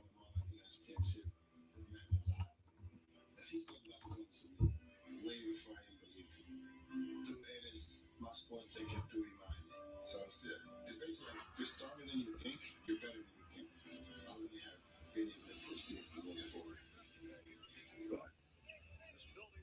Really, my favorite story of the night. Here's Lisa with much more. I can see you're both still feeling it. Just describe to me, what's going through your heart right now?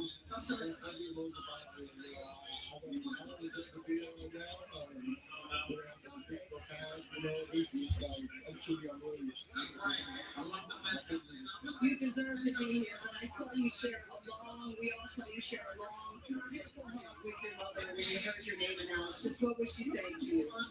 She was saying we did it. All the sacrifice that you made, obviously you did it.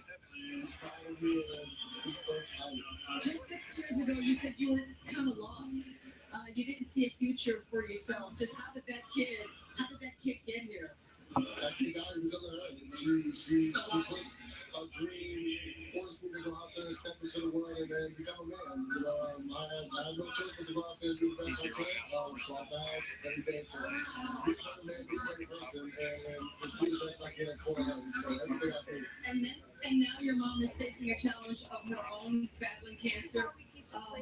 Just how special is it to be sharing this moment with her? It means everything to me. Just the least I can do, she's done so much for me. She put her whole life on hold for my life. And I'm super proud of her for fighting so hard. And I'm glad to get to share this with you. Miss Giselle, Picks in. I've been so blessed. It's a great moment for us. Because I said, and I think it's because he sacrificed. How did you know that kid who seemed lost, how did you know that this is who he could be?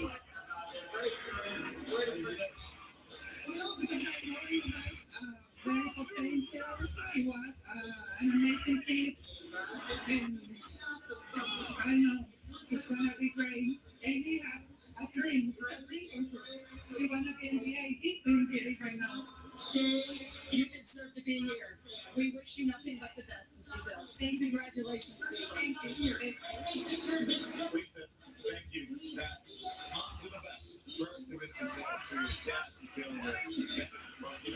were told Western College, a junior college, then to UAB, then to Michigan with Dusty May, wins the national championship, then they end up taking the draft, playing with the Golden State Warriors. I mean, that's a story of a dream come true. Come on. I think the versatility of what he brings is going to surprise people in the Golden State area.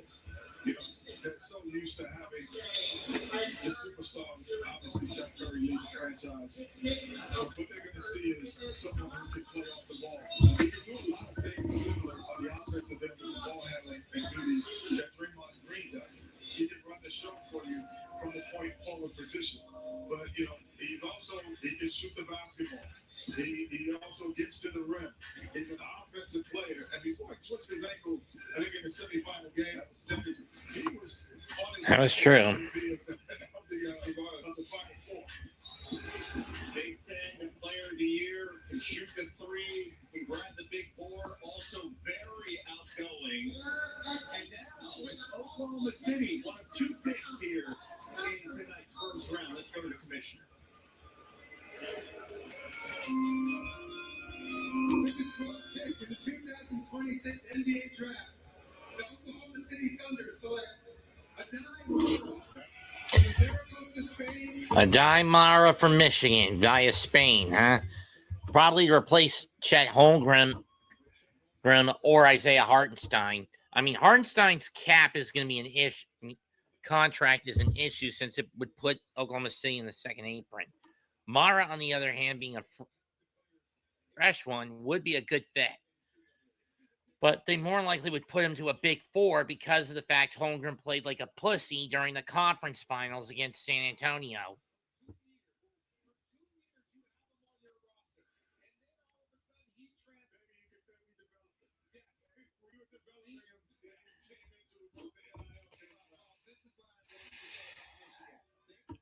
Heater up next.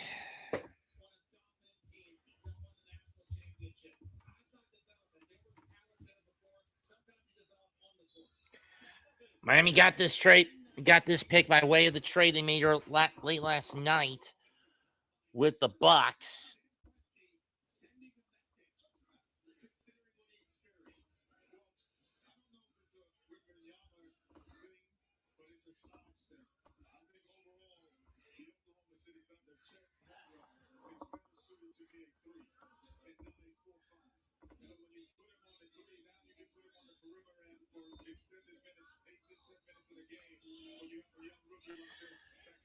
We are 40% of the way through the draft, through round 1 of the draft.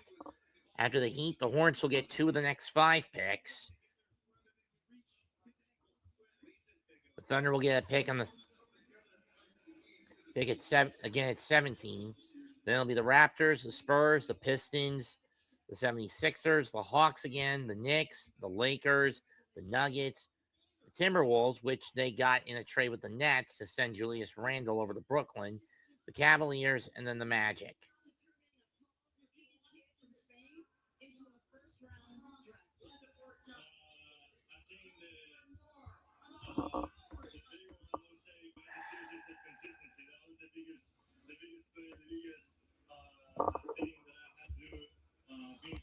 Let's try again with that. At least one of these conferences. And you started playing pro ball in Spain when you were 16. Just how did that?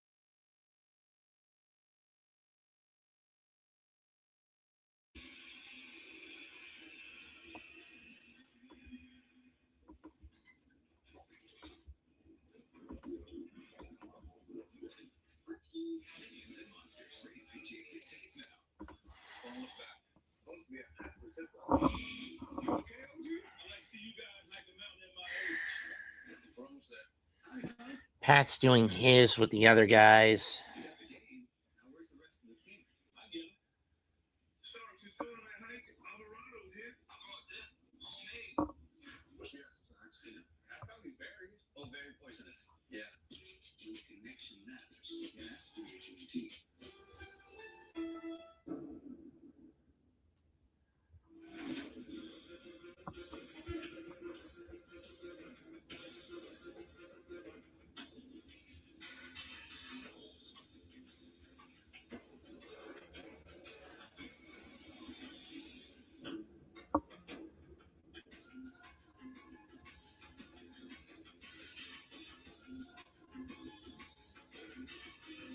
Picks in for the Heat.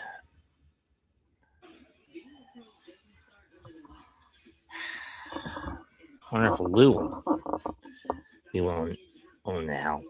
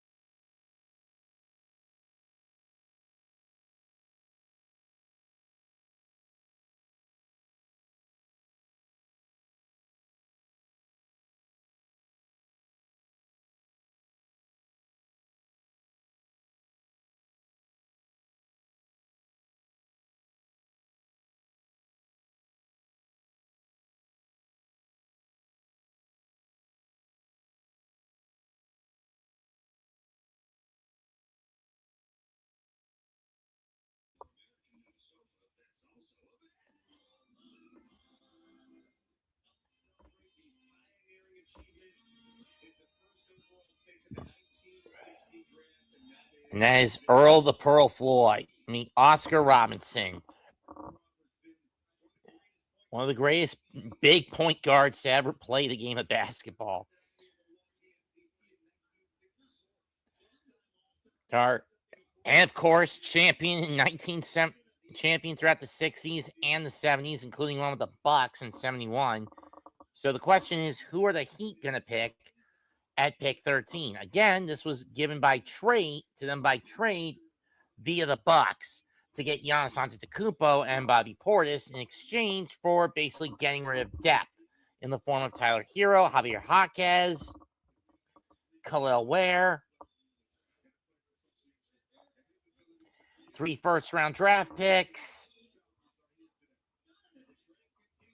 They also did get 3 first-round first-round picks from Miami. So who the Heat pick up?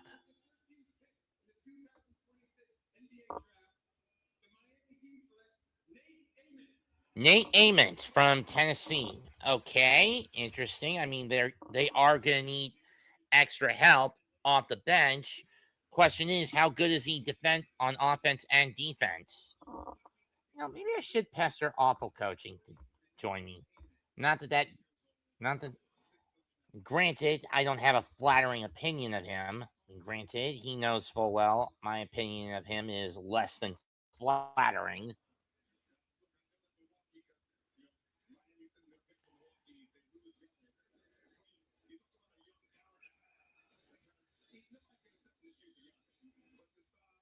Sent.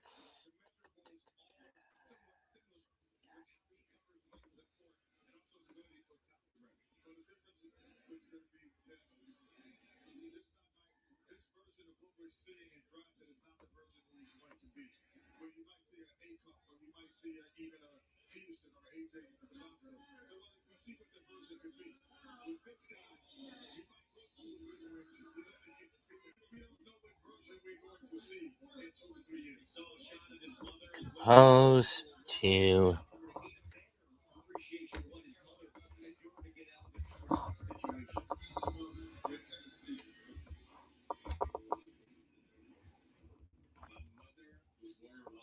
Fortunately for her, she was able to get a scholarship to become a nurse. Good on for Wanda before the Jets had it happen. However, she did lose a lot of her family members. She went back to Rwanda for UNICEF. That's where she met my father. He was Peace Corps working with Catholic Resources. I went back to Rwanda this past summer before my season at Tennessee. I got to see the Jets memorial. Patch over my eyes to the perspective of what these people have gone through, what my mom needs to be, what she's gone through, and how strong she was in spite of what she went through. Let's go to Lisa with much more with Nate. Nate, first I want to ask you, when you got drafted, we saw you on the phone. Like, who were you talking to? Knowing him, he's probably not going to respond. Hornets are up next with the first of their 2 picks in this round. They'll get another pick at pick 19.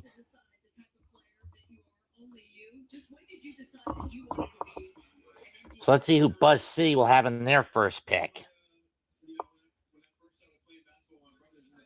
Last 3 picks have been mostly guys in the front line, in the front court.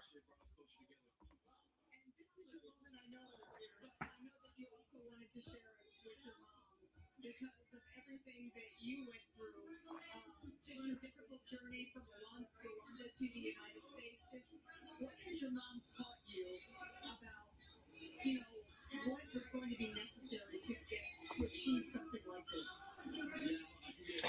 And don't be deceived by these. And my apologies for not getting the Still Knicks Fans podcast up here, folks. You escaped civil war in your home country. I'm told that you worked 3 nursing jobs to help the family. How did watching Nate walk across that stage, shaking the commissioner's hand, how did it make all of that worth it?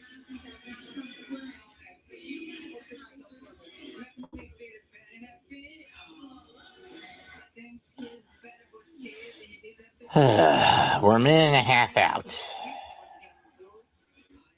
Dump this, dump this.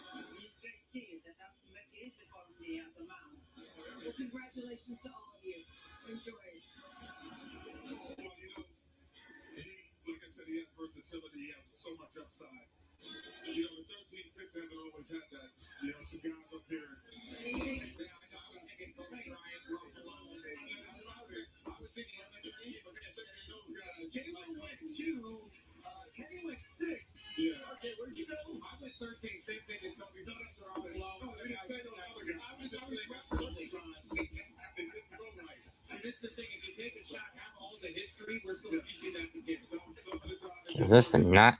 No, it was the $8 one. Can I guess that? Yeah, that one is 8. Yes, I did. He can continue to grow. He can continue to grow, but also it's like when you talk about filling out, when you talk about defensively, the ability to make plays, whether it's steals, block shots, deflection. These are the things that are key. I'm talking about on all three levels. He has the ability to guard them. And also, he can be he's a ball handler. And he's very methodical. Oh, hi, Cave. What's good, man? What's good? Not much. Draft, huh? Yeah. Picks in for the Hornets. What do you think they need to pick up? What do you think they need? Yeah. What do you think is a necessity for the Hornets? Let me see. They got Brandon Miller. They got LaMelo Ball. Who else they got? Bridges. Musa Diabate, Concanipple. Yeah, I'm trying to see. I mean, we know Kobe White's walking. Trying to see what's still available. Let me see who's the best available. Yeah, it's kind of hard. Like, did they need a shooting guard? No, they got Concanipple. They got what's his name? I think they would need a better center than Kalkbrenner. Nice. Kalkbrenner. What about the power forward position? They've got Miller. I mean, Musa can play either power forward or center when he wants to. And Miller's more of a 3. He's more of a small forward, even though he's 6'9". So is Miles. Yeah, Miles. Yeah, because of that, they put Miller at power forward, but he's not really a power. He's more like a small forward. So sometimes they just play guys out of position and stuff like that, man. But well, it seemed to work last season. Got him into the play-in. Yeah. And then what? Then they lost. Yeah, clobbered. Okay, let's see what's Scumbag Smiling Silver says. Who does Buzz City get with pick 14? Who's the Hornets going to get, man, at number 14 for the Carolina area?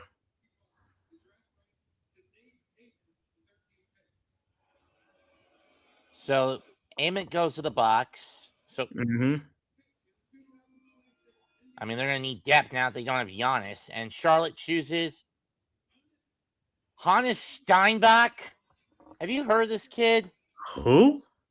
Let me see. Hannes Steinbach, power forward, University of Washington. Oh, okay. That's what I'm saying. I was like, the name is like, yeah, University of Washington, the Huskies. So what, is this kid from Germany or something? Yeah, yep. Yes, he is. Hans Steinbach. Hey, you can't yell with the Hornets. They picked Concanipple last year, so who knows? Maybe the kid might work out. That's what they need. You know, he might have a fit and be a fit for him. Yeah, but what would you use him as? Predominantly, he had at that size, he's got to be basically a rim protector when Musa can't do it. Or do you have him replace Musa at center? Probably. But I think Musa has the edge in terms of mobility, so Steinbach's going on the bench.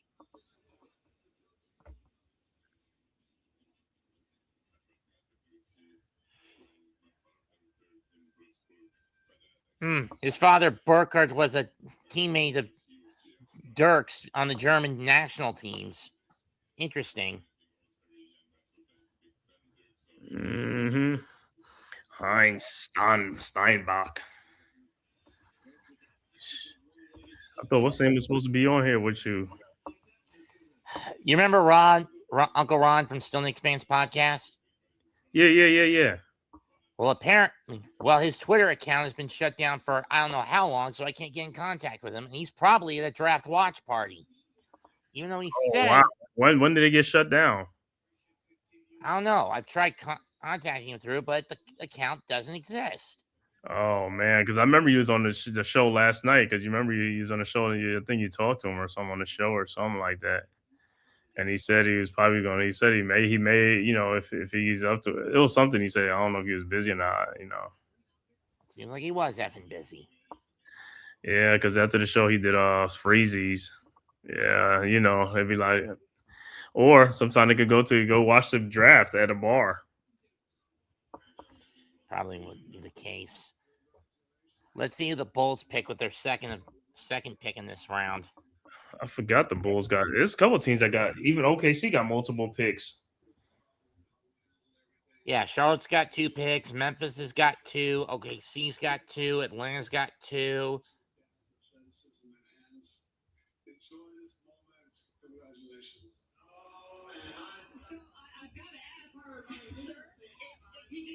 And Chicago's got 2, as far as I know.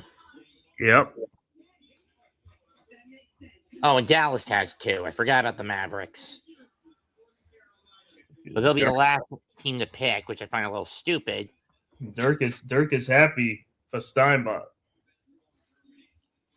Okay, picks in for the Bulls.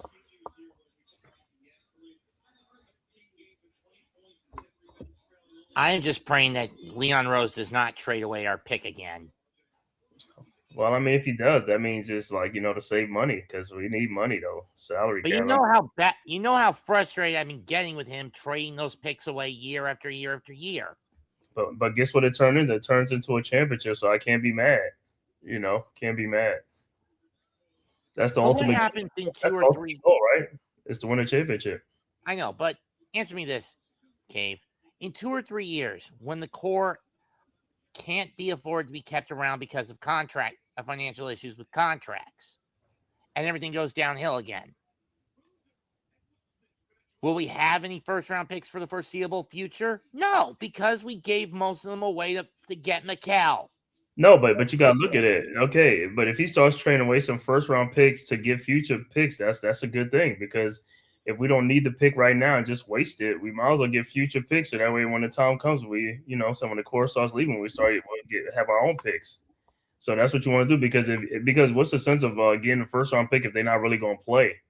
You know what I'm saying? Just sitting on the bench rotting away. That's why you got to trade the pick away and get future picks, so that way, when you do need them, then you'll start reaping the benefits. Look at OKC.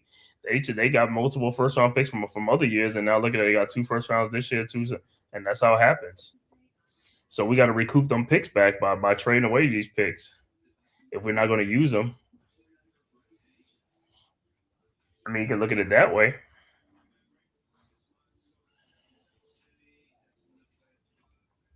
I mean, really, in this draft, I mean, what's that? They talking about the Knicks will be interested in what's that? Zuby from St. John's. Yeah. And also, I like the dude in the second round. If we get a second round, I like the dude from USC. No, the center from you talking about Visser? Yeah. No, I'm talking about the dude from Virginia, the shot blocker. What's that? Aguna, Yensa, the dude. He's a shot blocker. Oh. I know one thing. I'm not going to be doing as much baseball as I hoped, especially when it comes to the Mets, with how incompetent David Stearns is and how much of a puppet Carlos Mendoza is. Yeah, when you said the name David Stearns, I just think about the late David Stearns. It's crazy they got the same name. Stearns, singular. Uh-huh. There's no S in the old NBA commissioners. Oh, okay. So it's Stern and Stearns. Right. Okay, but I mean, it sounds similar though. Plus, they're spelled differently. Okay. One has an A, the other one just says Stern. Yeah. Okay. Yes. It's kind of like how people often mistook Norm Abrams. I mean, you remember the show? That PBS show that showed you how to build stuff and repair stuff that was hosted by Norm Abrams. Mm-hmm.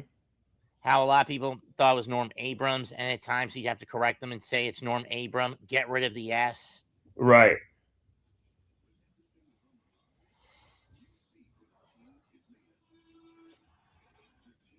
But yeah, what's the name from North Carolina? He Henry Visser. He was good.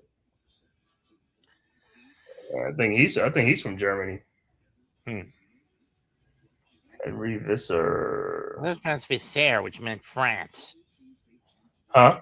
I thought it was pronounced Visser, which means he's from France. I don't know. Visser. Let me see. I think he's from Germany. Henry Visser. You might be right. Henry Visser. He's is an Estonian basketball player. Close enough. So he's basically so he basically grew up in the worst point. So he's basically Soviet-esque. Yeah, Stone. Yeah, okay. Favorite of the they say he's the overwhelming favorite of the Lakers at number 25. They're saying the Lakers at number 25 he's the overwhelming favorite to go to the Lakers at number 25 if he's around. Well, they do need a center that can replace DeAndre Ayton because that contract is getting too bloated for LA to keep him around. What's wrong with DeAndre Ayton? I thought that was a good signing when they got him. Yeah. Okay, here comes Silver again.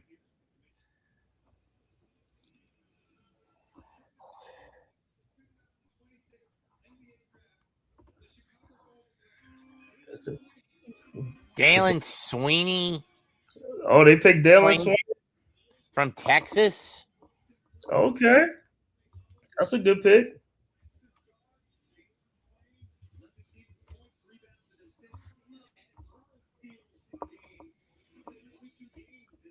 Dalen Sweeney goes to Chicago.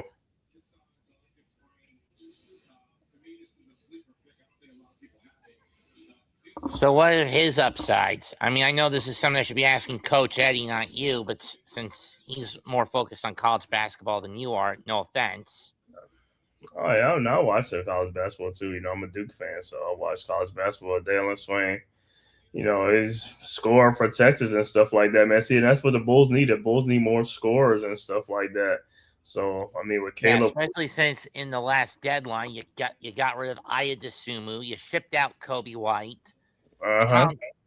Colin Sexton hasn't panned out in his second return to the Windy City. He's on the Colin Sexton's on the Bulls.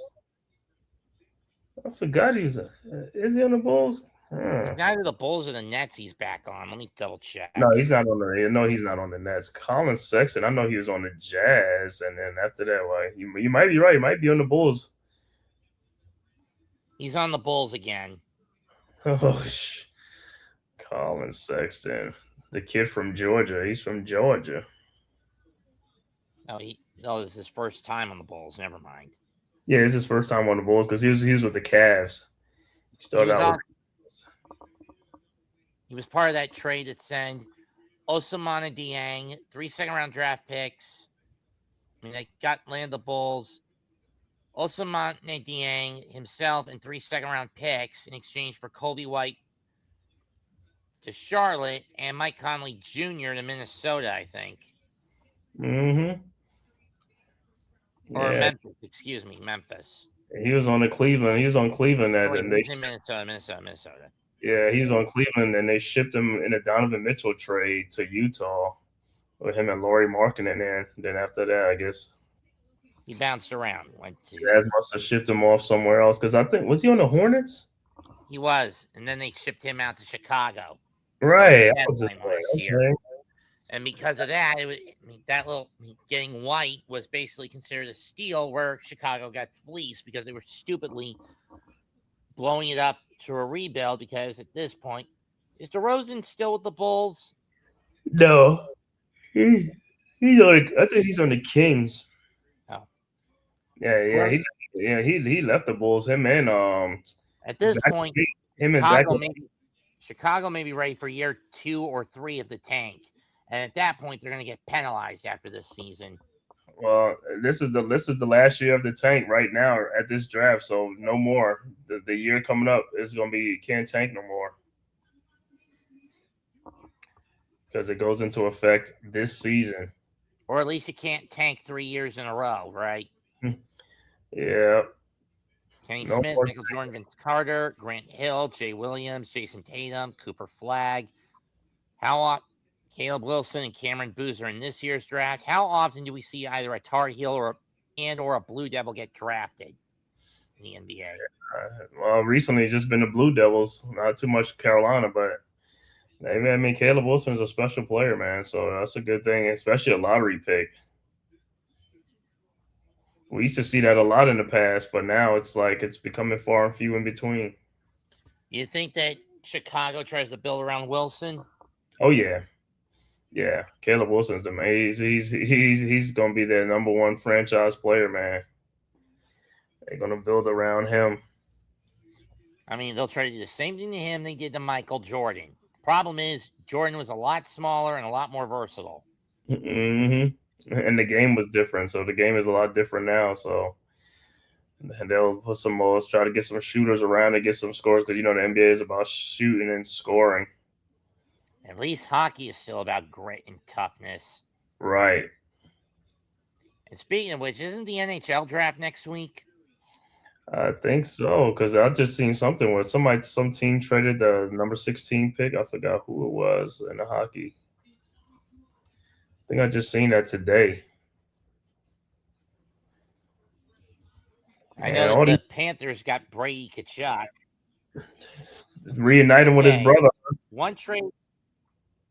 Here it is. William Eklund, along with prospects Kessler Halton and Brian Svoboda, were traded to the Senators for the number 9 overall pick, and the Capitals got Jordan Kyrou from the Blues for Connor McMillan and Gastrin. The number 16 overall pick, the Senators also, and the number 16 overall pick. And Senators basically got fleeced, shipping out Brady Tkachuk to Florida for 3 first-rounders and a second-rounder. Mm-hmm. Sharks traded for the number 9 pick went to the Sharks. Blues get pick 16.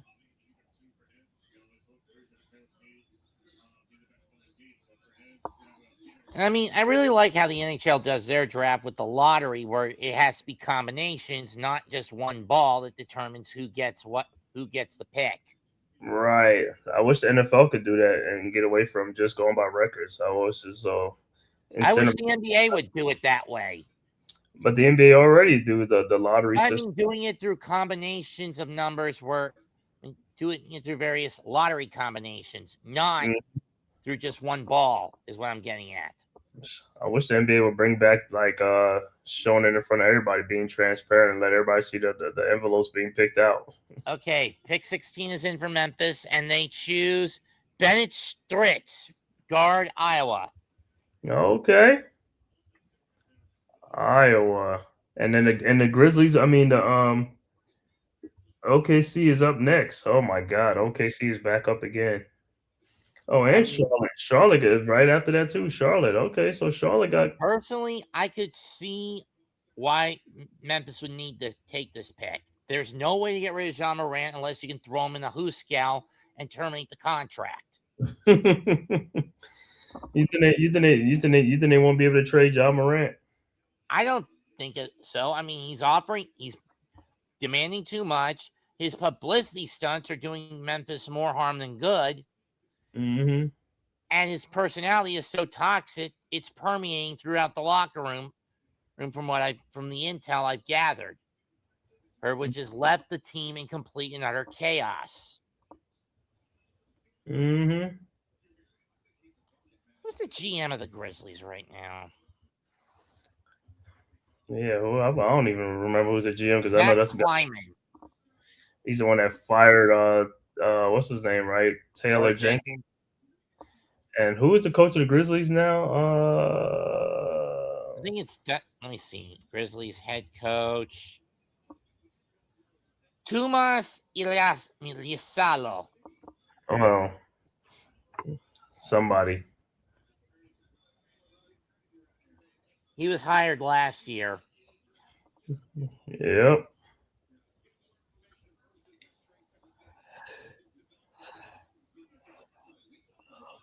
Oh, yeah. How do you trust a Finn to coach a basketball team? I mean, Finns are more prominent in hockey. Mm-hmm. Bennett Sturts. Laurie Markkinen. What's Laurie Markkinen? He's a Finnish. I'm just saying, aren't Finns more prominent in hockey than they are in basketball? Yes, they are.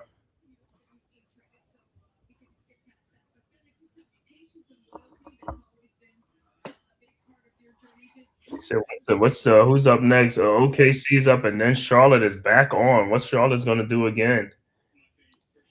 Well, better come up with something at pick 18. I mean, this is the lowest they've been in the draft on the draft board since at least 2022. Because they used to be like what, pick 2 and 3. Usually. That's a good thing. That means they're getting better. If you don't see Yeah, them but in the high, problem is the team is so inconsistent. right? Whether it's injuries, egos, incompetent coaching.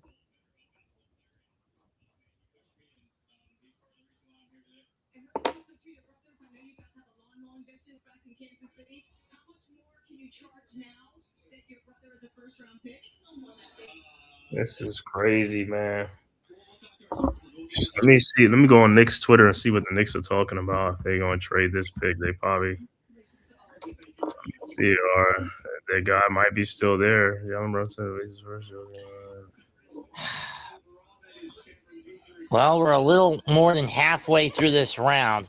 And for those wondering, no, I can't cover tomorrow's round because, one, I don't have ESPN on my television hookup because I don't have a cable box, Fubo, a Dish, Hulu TV, or the Disney Plus crap. Yeah, all them streaming services. Most of with the exceptions of Amazon Prime, Paramount Plus, and Peacock, most of the ones I stick to are freebie stuff, Cave. Things like Pluto, Tubi, FilmRise, those sorts of things. Mm-hmm.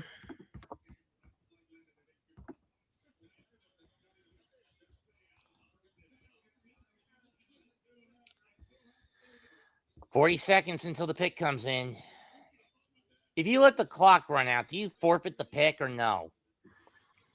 If the clock runs out, yeah, if you don't make a pick, I think it goes to the next team. But that never really happens at basketball. I know it happened in football with the Vikings. I think that was the only time that happened. Has it ever happened in hockey? Not that I know. Like I said, I think football is the only one that has happened. And that basketball, them guys, they be on it. They be making them picks. OKC's got 8 seconds to make a damn pick. I'm pretty sure they got it in. Oh, reported trade with Memphis? What's the reported trade with Memphis? They ran out of time. Oh, so Bennett Sturts goes to the Oklahoma City Thunder and Grizzlies get the 17th overall pick. So the Grizzlies are really on the clock. They might take LeBaron Philon as another scoring So guard. they surrendered the rights to Sturts. Yep. Oh, great. Bennett Sturts is a Thunder. So the Grizzlies will get the 17th pick and 2 second-round picks because of that. So LeBaron Philon and Cam Carr. So those are 2 guards that Charlotte could pick right there. Cameron Carr or LeBaron Philon. Oh, well. The Grizzlies are on the clock right now.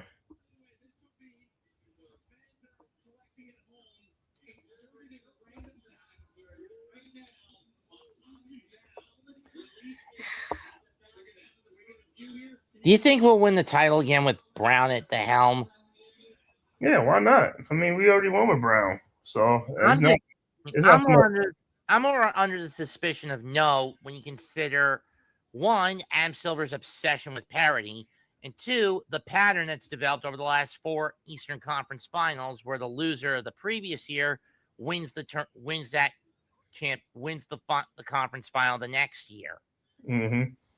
I just think I don't think it's going to be stopping. I'm just saying, if we go by that projection, that would mean Cleveland will represent the East in the 27 playoffs. Well, it just depends on like who we sign and who we able to keep and all that stuff. It just depends on the Knicks who they able to keep and who they can't keep. I mean, rumors are letting Clarkson and Shamet walk for cap reasons. Mm-hmm. Can't blame them for that. Right? Mm-hmm. Alvarado has exercised his player option. And he's going to stay, right? For $4.5 million. Yeah.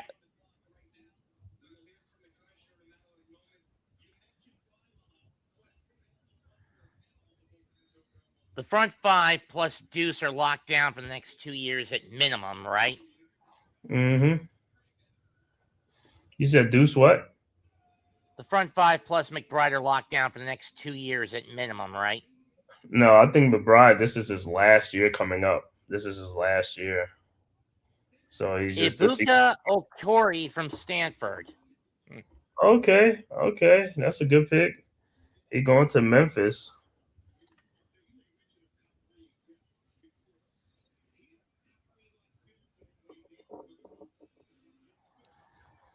So, man, LeBaron Fylon and Cam is still there.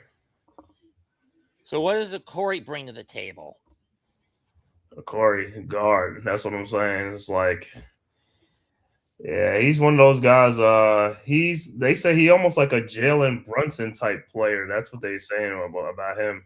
He's only about a quarter inch taller than Jalen. That's what they. That's why they say he plays like a Jalen Brunson. He's the guy for the engine for Stanford that was like for this that got that team. He was the main player, main scorer.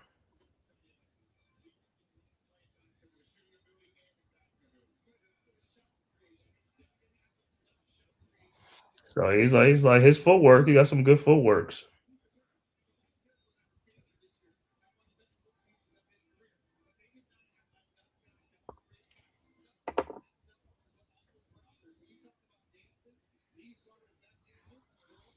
Mm-hmm.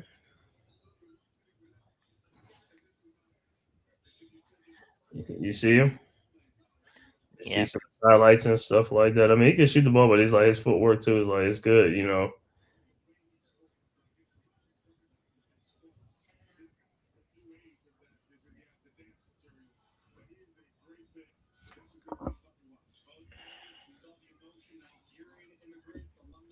Yeah, today's only round 1, and I think round 2 is tomorrow.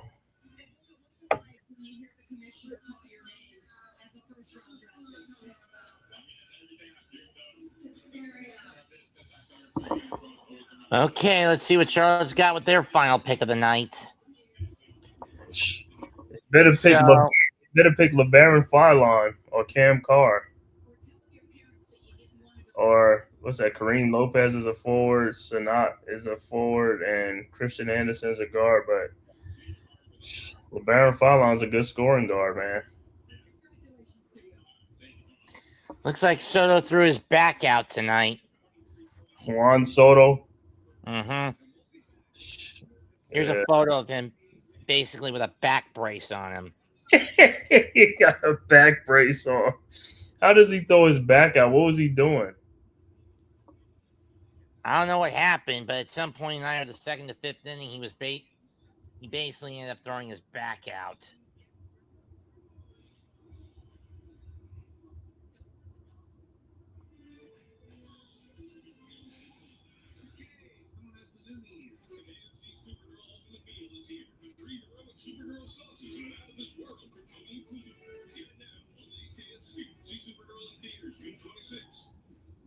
Oh, it's back tightness. Back tightness. So, yeah, just basically a back cramp.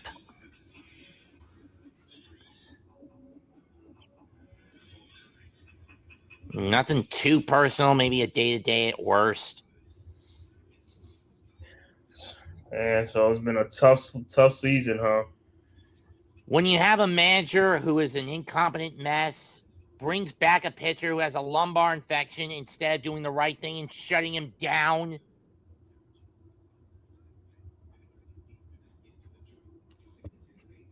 To cover up the self-indulgence and incompetence of a GM who, and since we're off network, I can't get away with saying this, basically got manipulated by Lindor to be politically pandering because Lindor's wife is on Mondami's cabinet.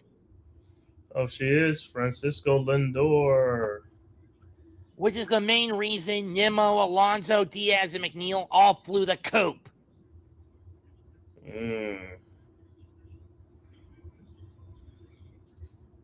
Francisco, how many more years is on Lindor's contract? I think 3 more after this one. Because what do you got? Was that a 10-year deal you gave him? Yeah. So 3 or 4 more years after this, and then he's gone. Because I would rather ship his ass out the deadline just to get his wife out of the cabinet. So how's his production on the field been? He's been injured most of the year. He said he's not worth it. He's been injured most of the year. Francisco, what did he sign? He signed. Was it a 10-year, $400 million contract he signed with the Mets? $320 million. Oh, so he getting about 32 mil a season. Yeah. Francisco Lindor. He's gone from a locker room leader to a toxic political suck up. He went from a locker room leader to a locker room cancer now. He's a cancer. These guys are just like, yo, well, Juan Soto, welcome to the Mets, man. Juan Soto is like, I mean, seriously, why is it the Mets feel like they have to kiss somebody's ass? I mean, when George Steinbrenner was alive, did you ever see the Yankees do this with Rudy, with Mayor Giuliani? No. There was a mutual respect between the two. Mm-hmm.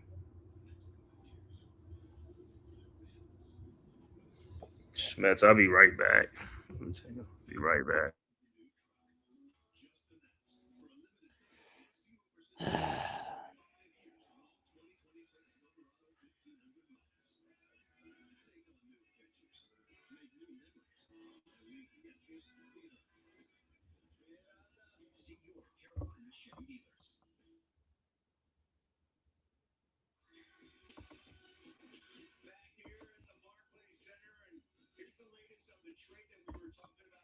Okay, the trade was 21st overall pick to the Grizzlies from the Pistons, and Okori is not going to the Thunder. He's going to Detroit, and the Grizzlies also get 3 second-round picks. Damn. So let's see who the Hornets pick up.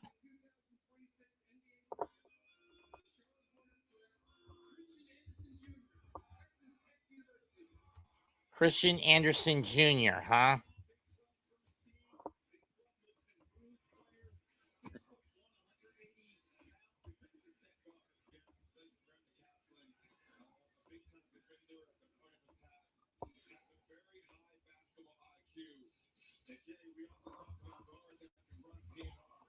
Number 19 about to come out. I mean, number 19 about to be picked. This one will go to Toronto. This pick will be made by Toronto.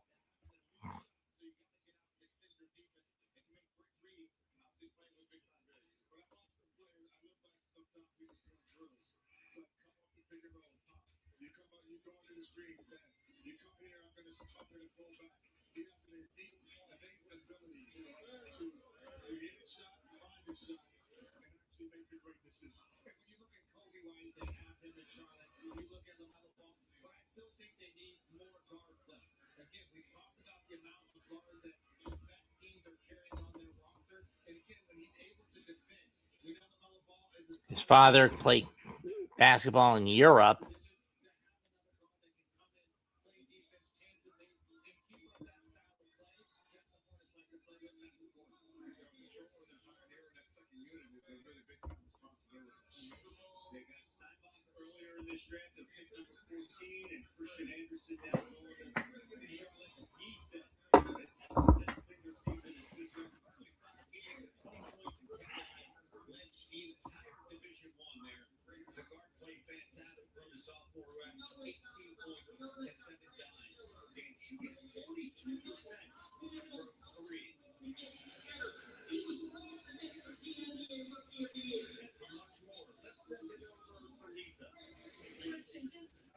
We're watching some of your highlights there. Just what makes you such an elite shooter? I think I've been working on it since day one. I think I've always been the best shooter, everywhere I went. So, like I said, I've been working on it, and I've been in the gym for countless hours and working on it. I know that you love to draw. So what I miss? Apparently, Okori's not going to the Thunder. He's going to the Pistons, and the Grizzlies just got the number 21 pick. It was a 3-team trade between the Thunder, the Grizzlies, and the Pistons. The Pistons will give the number 21 pick to the Grizzlies, and the Grizzlies are also getting 3 future second-round picks. Okay. And the Hornets picked Christian Anderson Jr. out of Texas Tech. Wow. So what's name is LeBaron is still on the clock and Cam Carr is still there, huh? Uh-huh.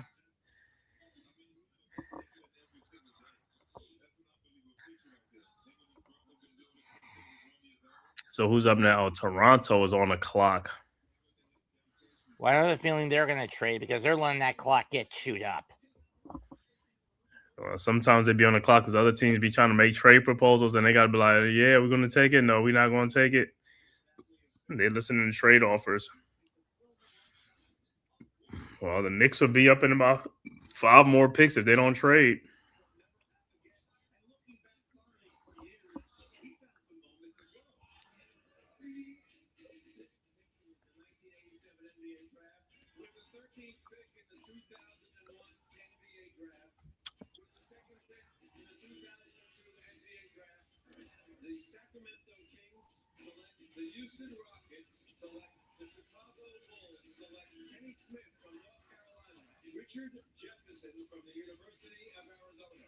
Looks like they are going to trade. They're just letting the clock go down under a minute. Who, the Grizzlies? I mean, Raptors. The Raptors. And then San Antonio's on the clock. I think San Antonio got 2 first-round picks. I got 20 and 25, I think.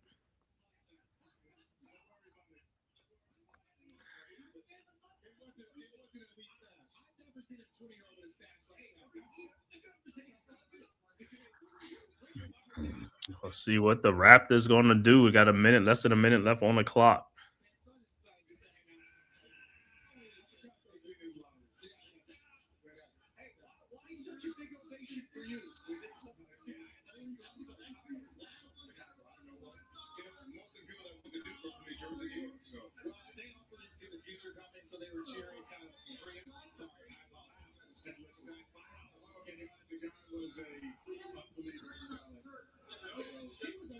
Looks like they're going to trade it. 3, 2, 1. The pick is in? No, it's not.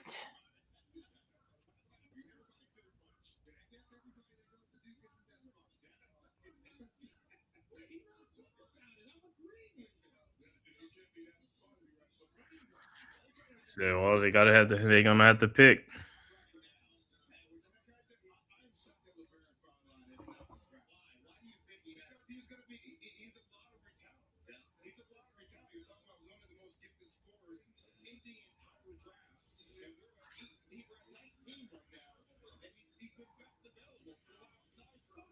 Okay, they got it in. Mm-hmm.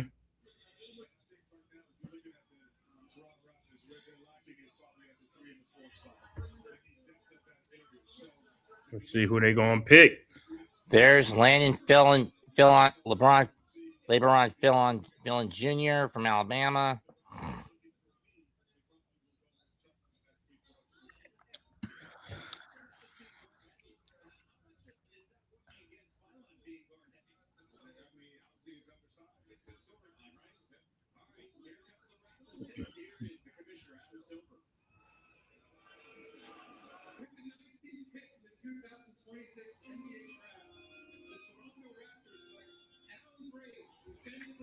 Alan Graves from Santa Clara. Oh wow! I remember he was debating if he was going to go back to school or not, or stay in the draft.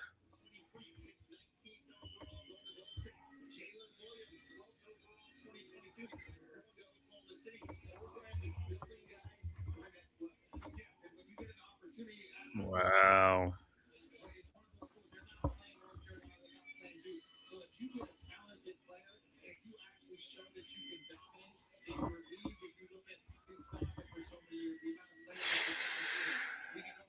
Pick number 20 up, and this will be the bridesmaid this year, San Antonio. This will be San Antonio. And then 21 is not Detroit, it's somebody. I forgot who it is. Memphis. Memphis. So Memphis will be at 21.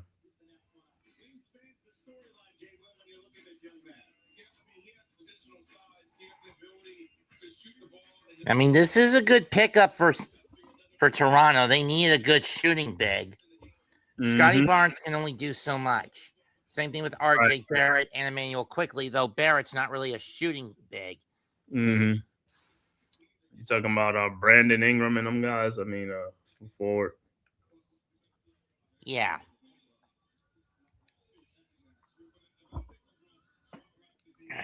I mean, in hindsight, the Raptors made a mistake letting Kawhi go. Yeah, well, they didn't really have a choice. I mean, he was unrestricted. It wasn't like he was restricted, True. and they knew they was only going to have him for that year because he know he wasn't signing. So they just like we're going to get him and try to win a championship, and that's what they did. They won a championship, so they both Yeah, but sides. after that, the rest of the core blew up. Right. OG and Flynn got shipped to New York, and then Flynn got shipped to Detroit, Siakam. to Indiana.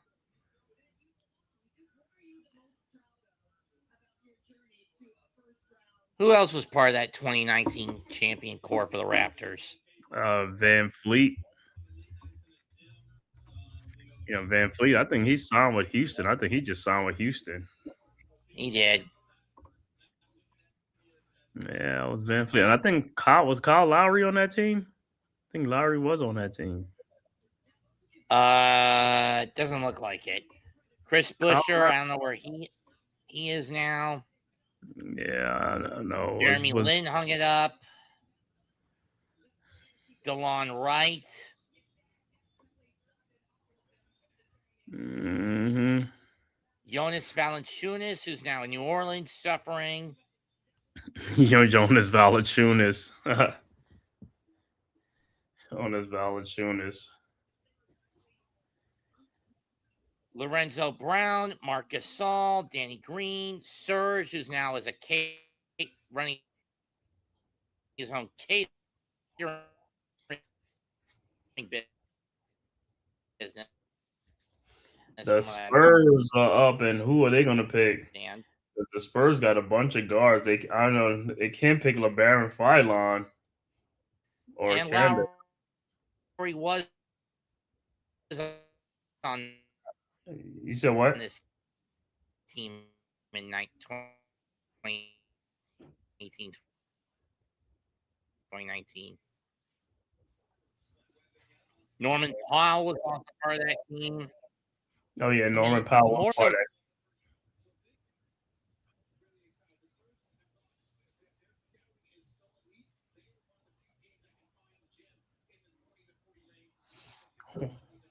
So what are the Spurs going to do? Got a minute left on the clock.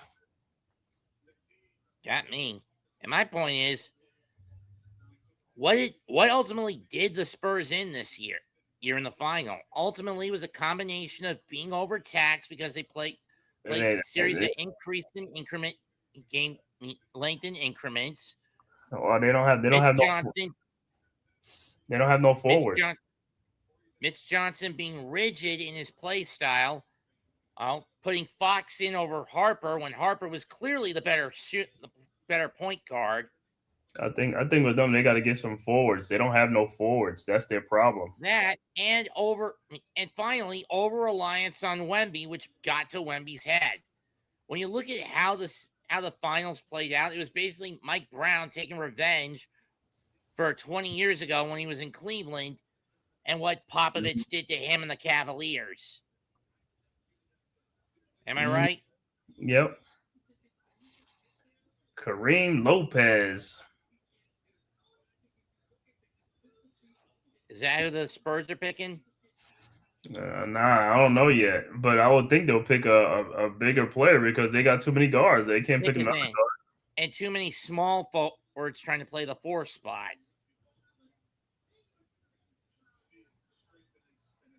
Whoever they pick has to be a third number 4 off the bench.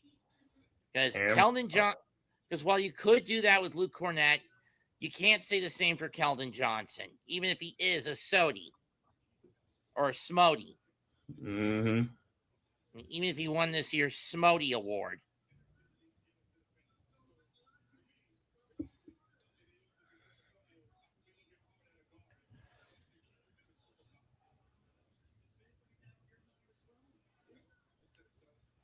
These analysts are brain dead idiots.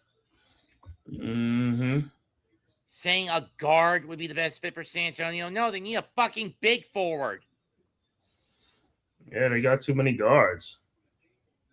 And the forwards they do have are too damn small outside of Luke Cornett. Right.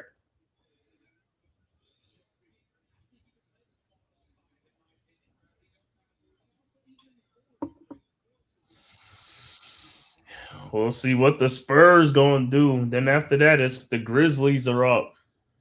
By way of the Pistons.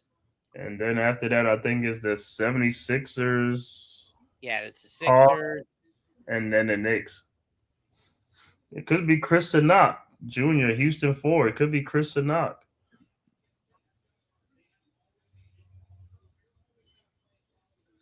Is the pick in yet?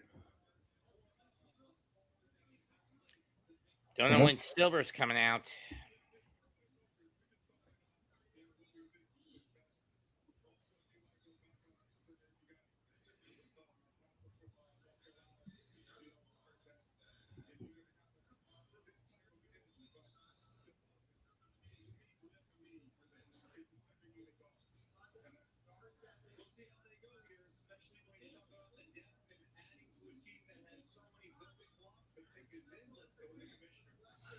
So the pick is in. Let's go to the commissioner.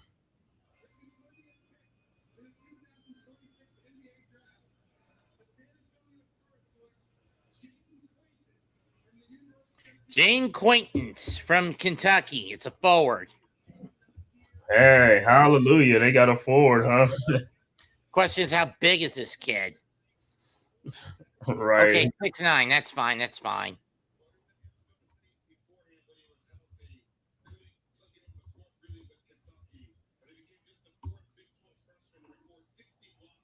Spurs fans are happy saying, yay, we got a forward. I think, is Popovich still basically an invalid after that stroke? Yeah, he's not the same, man. That stroke takes a toll. Yeah, a voice actor passed away last month due to a stroke. Who? You ever heard of a guy named Tom Kane? Tom Kane from where? Yeah, he was a voice actor. He did things like Wild Thornberry, Star Wars: The Clone Wars, The Army. Oh, okay. Kim Possible, Powerpuff Girls. Mm-hmm. He had a stroke during COVID, and it robbed him of movement on one side of his body and the ability to speak properly. Mm-hmm. And he died about a month ago. Oh. Part of it, New York, New York. Mets happy that we got our championship. We finally got the monkey off our backs, huh?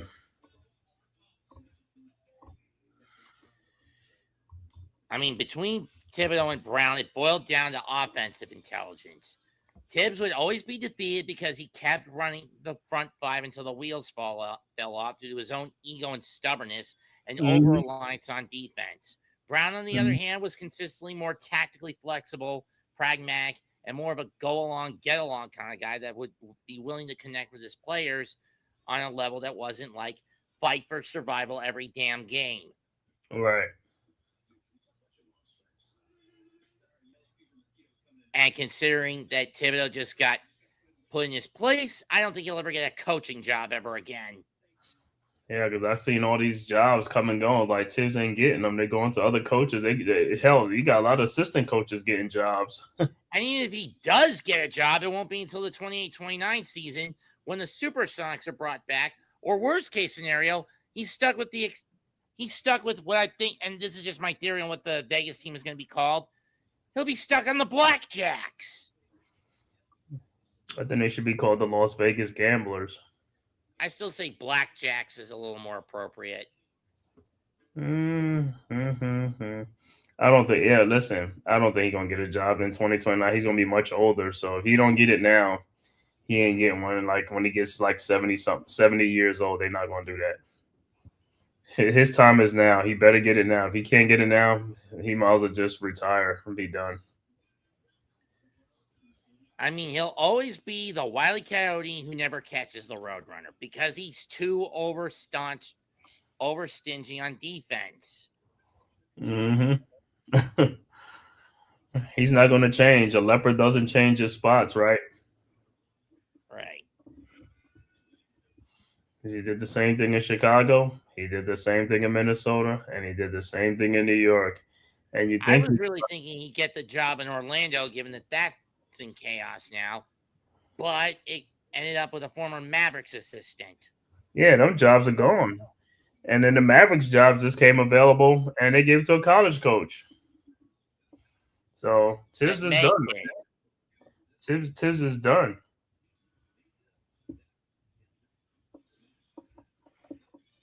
I mean, the only job he may have a shot at is if Spoelstra, if everyone starts saying enough is enough with Spoelstra and the Giannis trade doesn't pan out, and they let him take the job in Miami. And then look at that. I mean, Chicago job opened up. They didn't give it to him. Well, you know what he did last time. They're not dumb enough to try that stunt again. He said he know what he did last time. They not falling for the banana in the tailpipe. For the what in the tailpipe? Banana. Oh. They're not gonna fall for that. I don't get it. That's a line from the Eddie Murphy movie Beverly Hills Cop from way back in the day. Don't fall for the banana. 1, 2, or 3. I think it was 1. He's like, we're not gonna fall for the banana in the tailpipe again. It's just like one of those like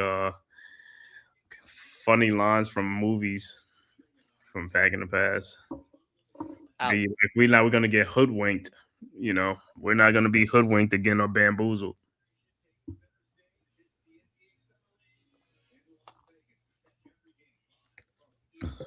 Yeah, Tibbs is never getting a job back in Chicago again.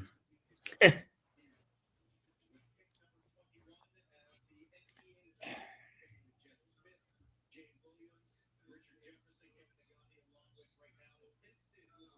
you hear that Smoking Nick passed away recently? You said what? Smoking Nick just passed away. Are you serious?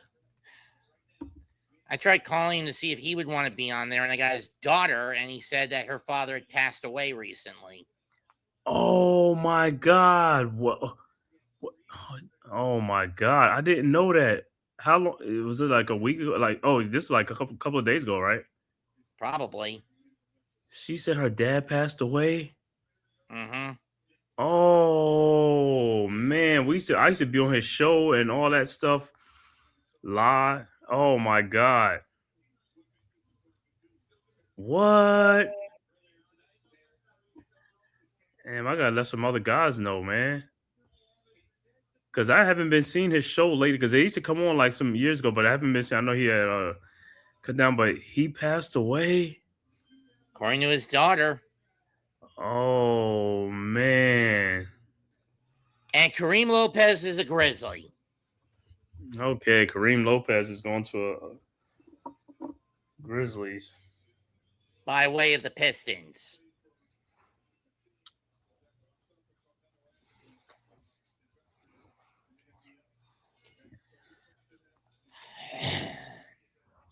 $6'8" and a quarter. That's probably about small forward height at worst, right? Yeah, 6'8", 6'9". So small forward, power forward, because you can play like that in the NBA now. 6'8", 6'9". Then again, OG is 6'7", and he's still power forward. Yeah, that's what I'm saying. So it just depends on, what team it has and stuff like.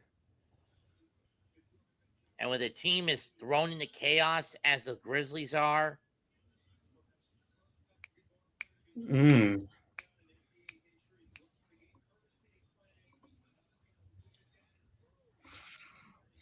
Yeah, man. So I think after the Knicks pick, I'm gonna have to get off and go make some calls, man. Oh my God.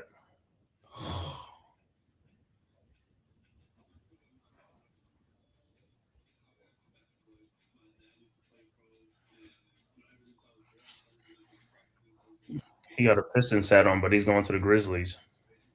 Yep.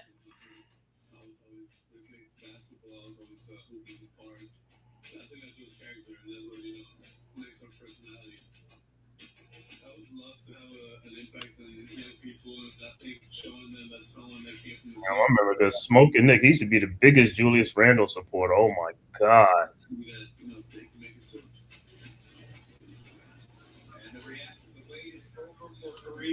Kareem Lopez.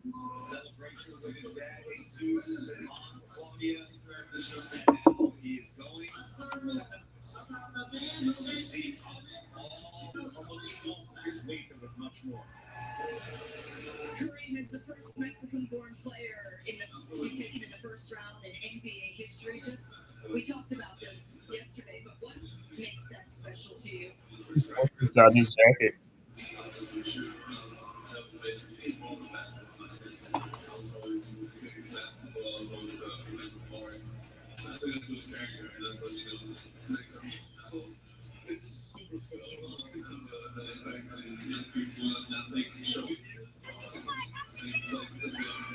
Well, hey, so it's Philadelphia and Atlanta might be picking Cam Carr, LeBaron Fillon, I guess. Well, at this point, Philadelphia needs to scrap the core. Get rid of Paul George, or just get a new power forward player. Hold up, you said scrap the. They can't trust the process no more. The process is over. I mean, think about it. Joel Embiid is hurt almost every year. So is PT-13, plus his drug issues.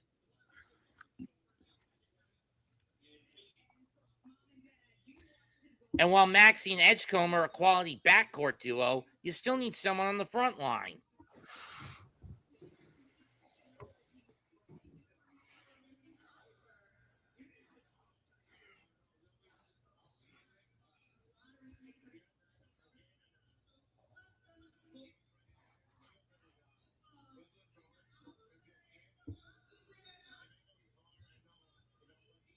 I mean, can you really trust any of the guys the Sixers have on the bench to be good backups?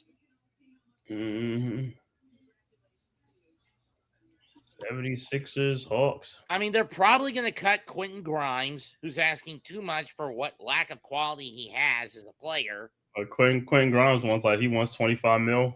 He wanted 25 mil. He ain't getting that.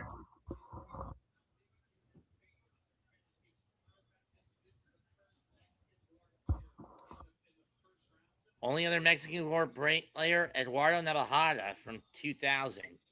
Mm-hmm.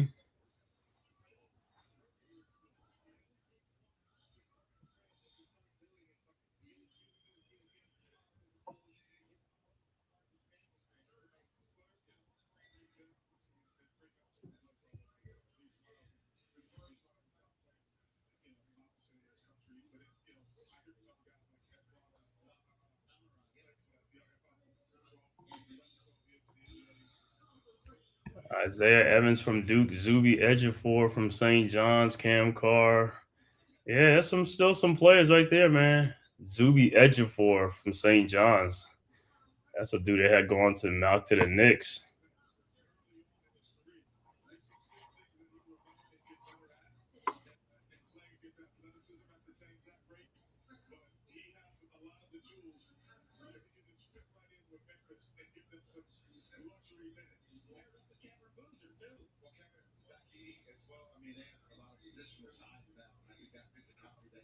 Uh-oh. Looks like Cubs are going to lose Edward Cabrera for a bit.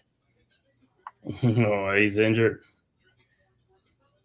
Yeah, they got him off the field very gingerly. It's either calf, ACL, or an Achilles.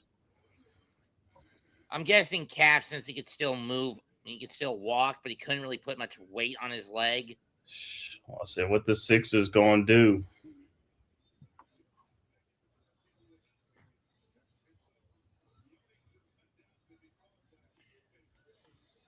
And the Sixers pick will be...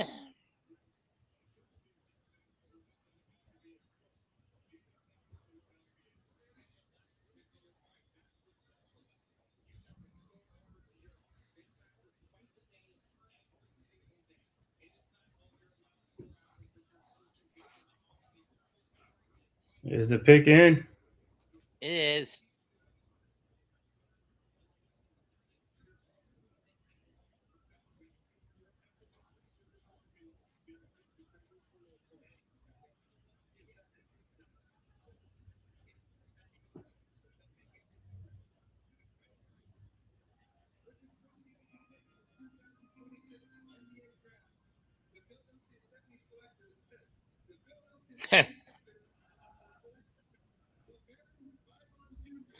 They pick LeBaron Fillon Jr.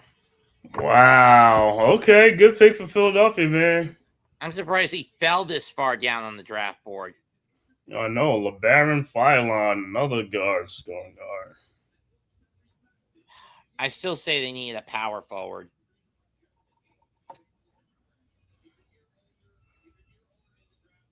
LeBaron Philon is going to the city of brotherly love, but sometimes it could be a trade. It could be drafting him for somebody else. Hawks are up next. Hawks and then the New York Knickerbockers.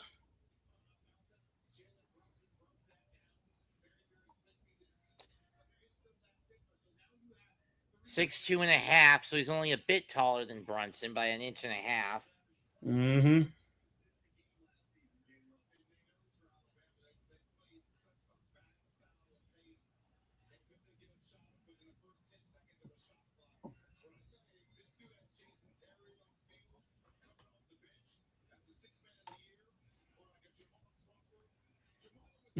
Wipe them tears.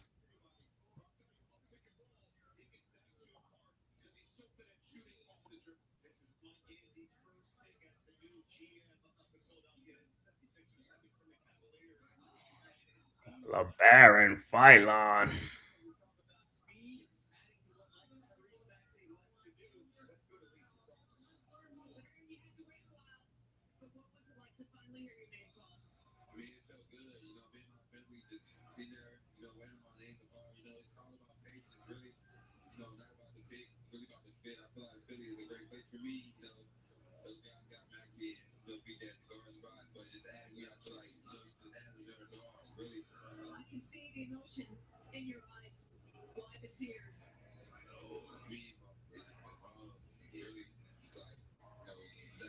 Goes to the Sixers.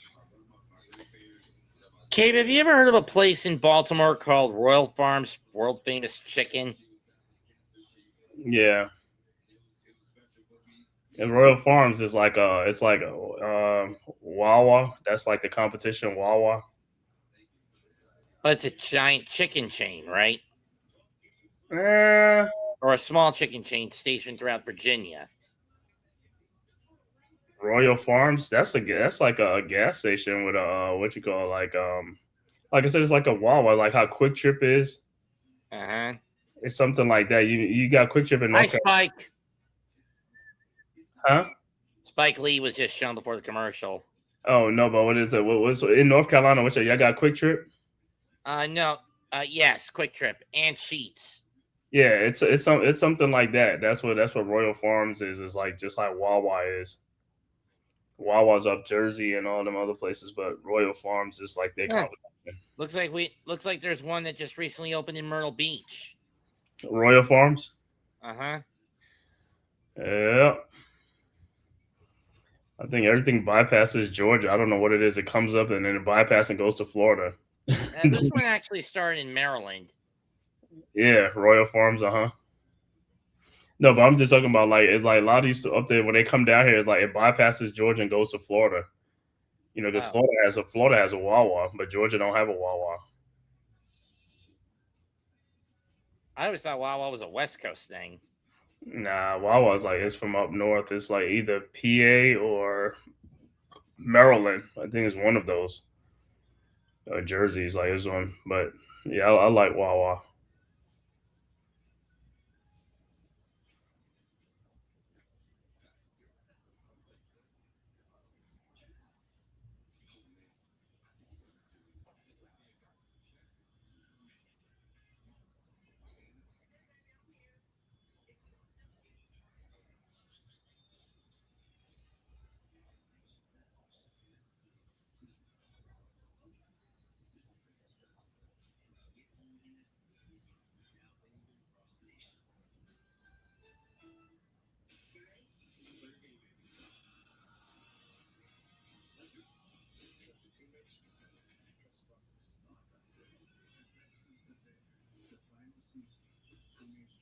Yeah, there actually are a few Wawas in the Carolinas, but they're mostly towards the coast, towards the Outer Banks.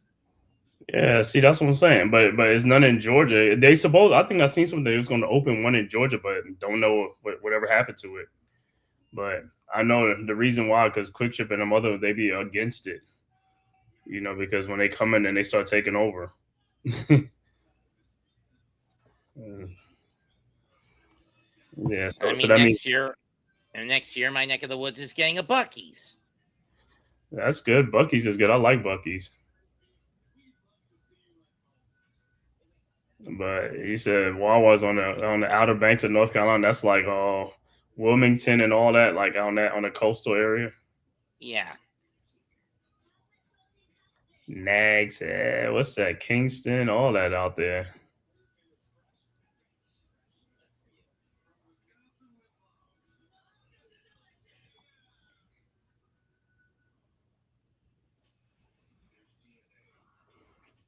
So you probably Charlotte. You closer to Charlotte, right? Yeah.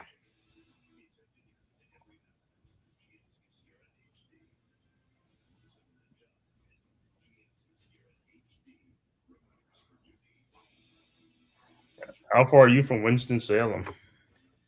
About 50 minutes to an hour. Why?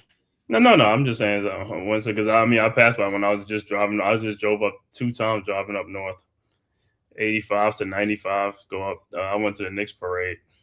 Oh, you were there? Yep.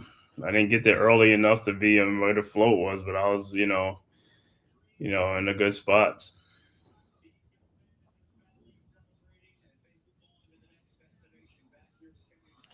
Next time is like, man, next time you gotta get up there like 2 in the morning or 3 in the morning, man, if you want to get a good. For the Hawks.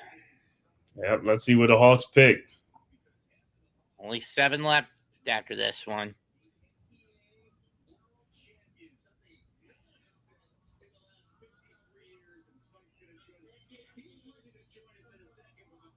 Oh, Spike's going to join the panel.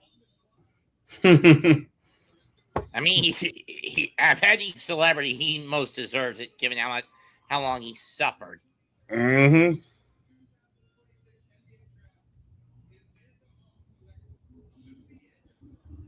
Oh, shit. They took Zuby? Yep. Oh, man. Right in front of the Knicks. Hey, Murdoch.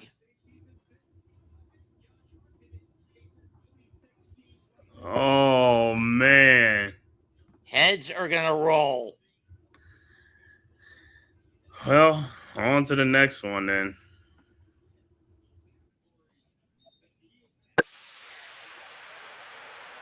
Question is Leon going to panic?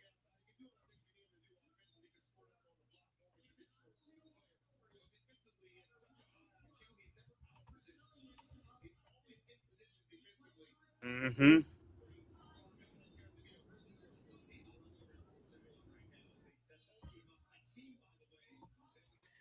And now, on the clock, your 2025 and 2026 NBA champions, your New York Knicks.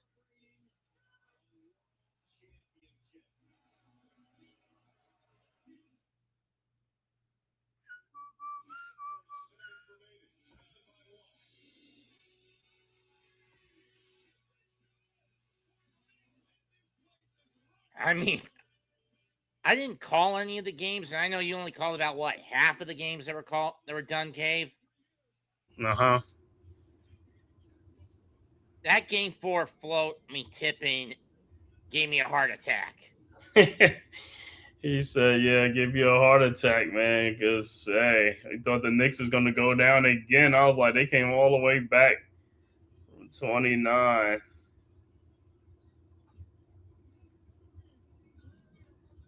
And there's Spike with the trophy. Spike got the trophy. Uh-huh.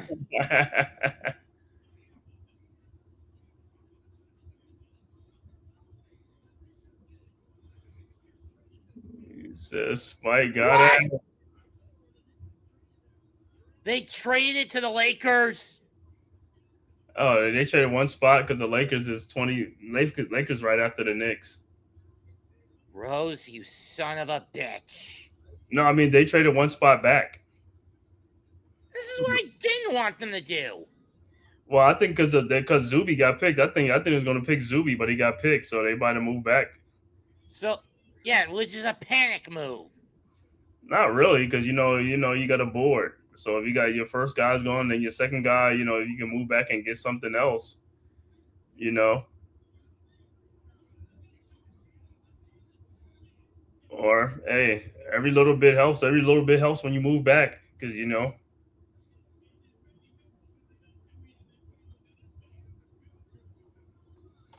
So the Lakers are on the clock. Who you think the Lakers going to take? Henry Vieser? He's already been taken, isn't he? Not that I know of. Who picked Henry Vieser from North Carolina?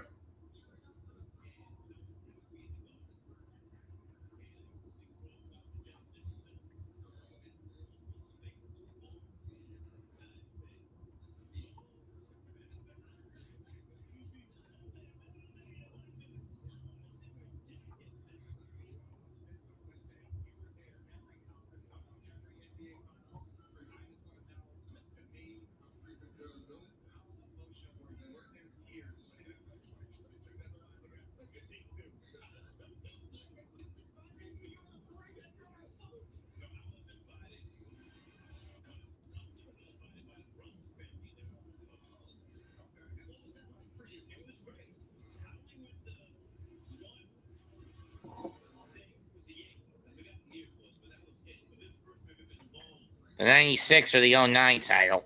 Oh, Spike. Mm-hmm.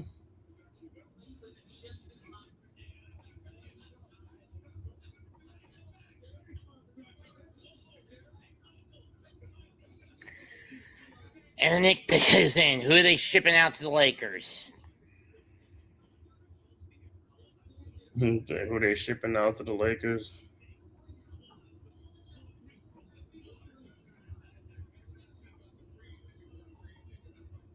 I forget with the Randall trade. Is it that whoever Minnesota picks goes to Brooklyn, or did Brooklyn give that pick to the Wolves? Brooklyn gave that pick to the Wolves. 28.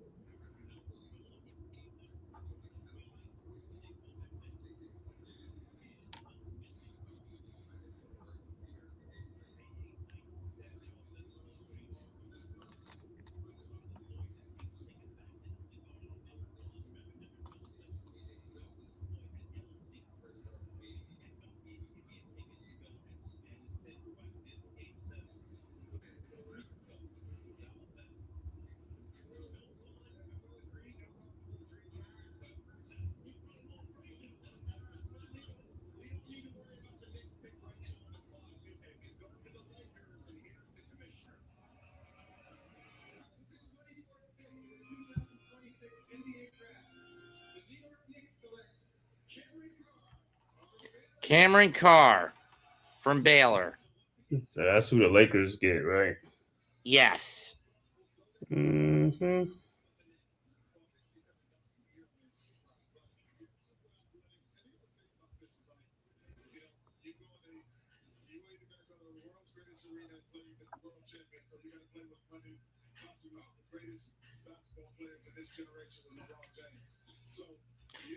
Ugh.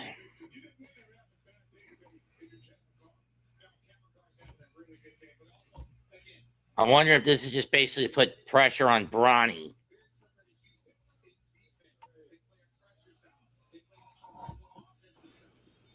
So Knicks go back one spot.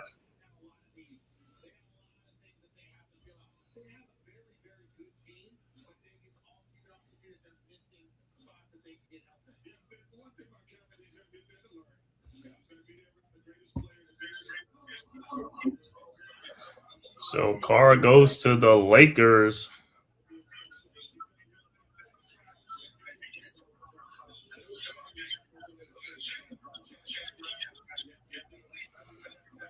Silver price. I'm like, you going to the Lakers? Ugh. This fucking sucks.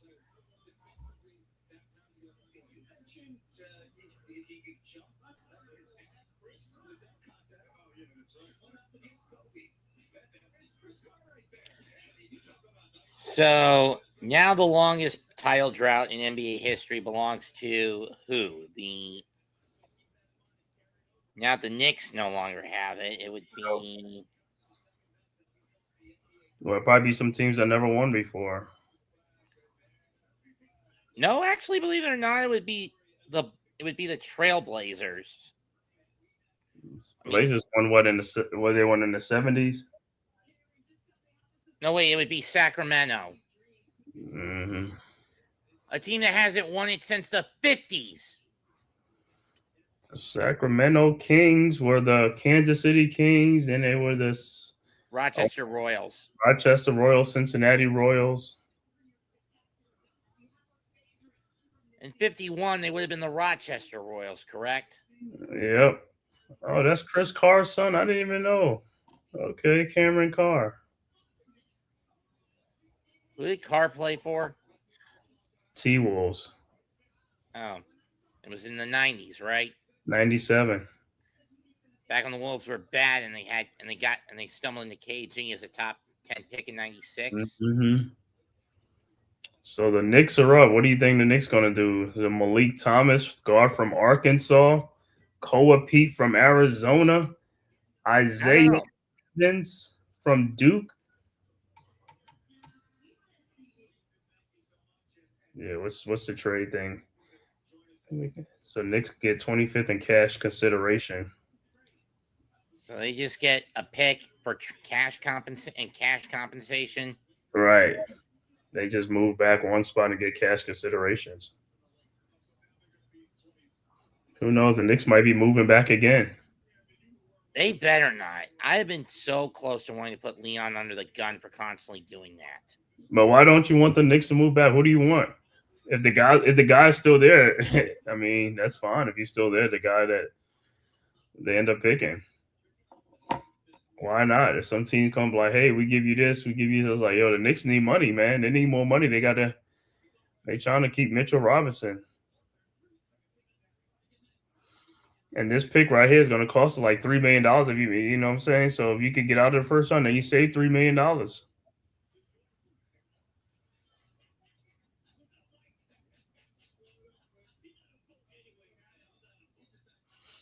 Yeah, a minute left on the clock.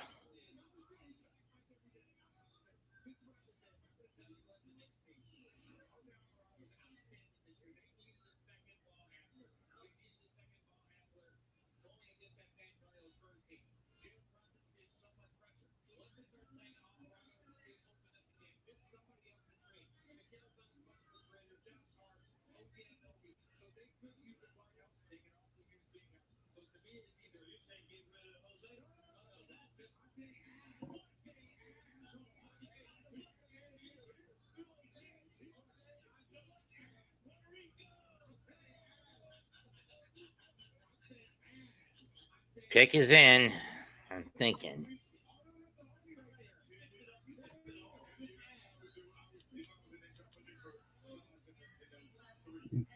Yeah, Malik Thomas, Isaiah Evans, Koa Pete. Those are only three names that I see.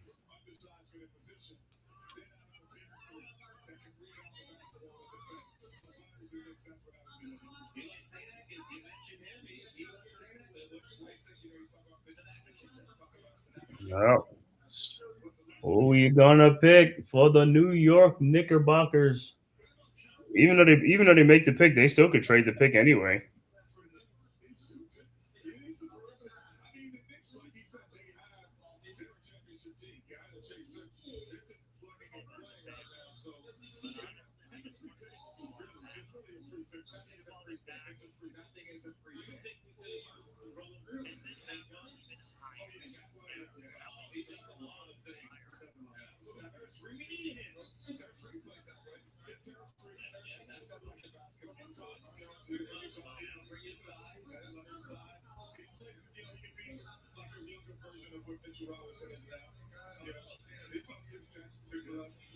All right, the pick is in. Who's it going to be? Just reveal the pick at buggers. It's going to be Malik Thomas, Koa Pete, or Isaiah Evans.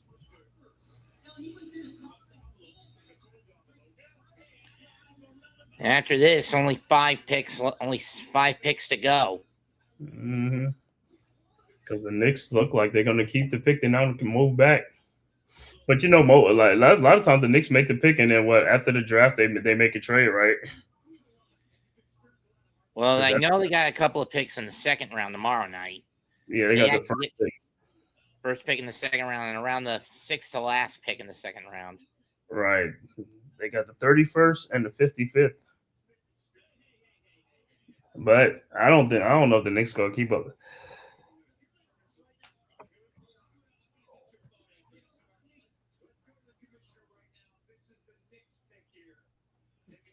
What's the pick is in?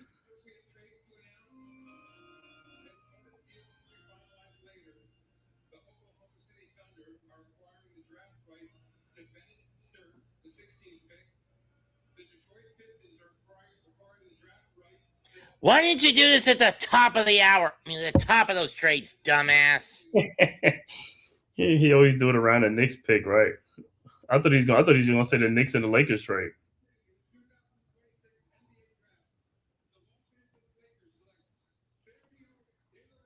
Sergio De La Rey? Seriously? That's who they're sending to the New York Knicks? He said Sergio De La Rey is like, whatever.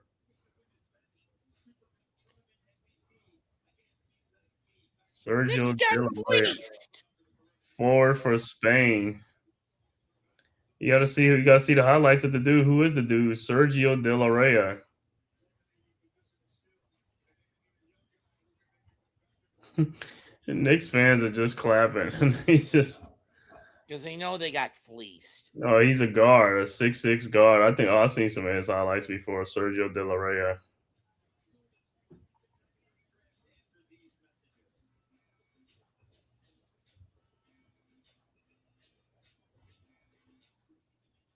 As long as he's a shooter, he can shoot that thing.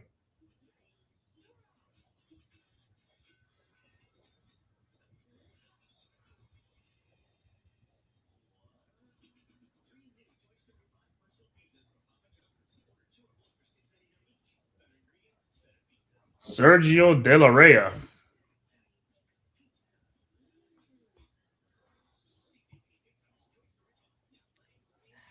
I do not care.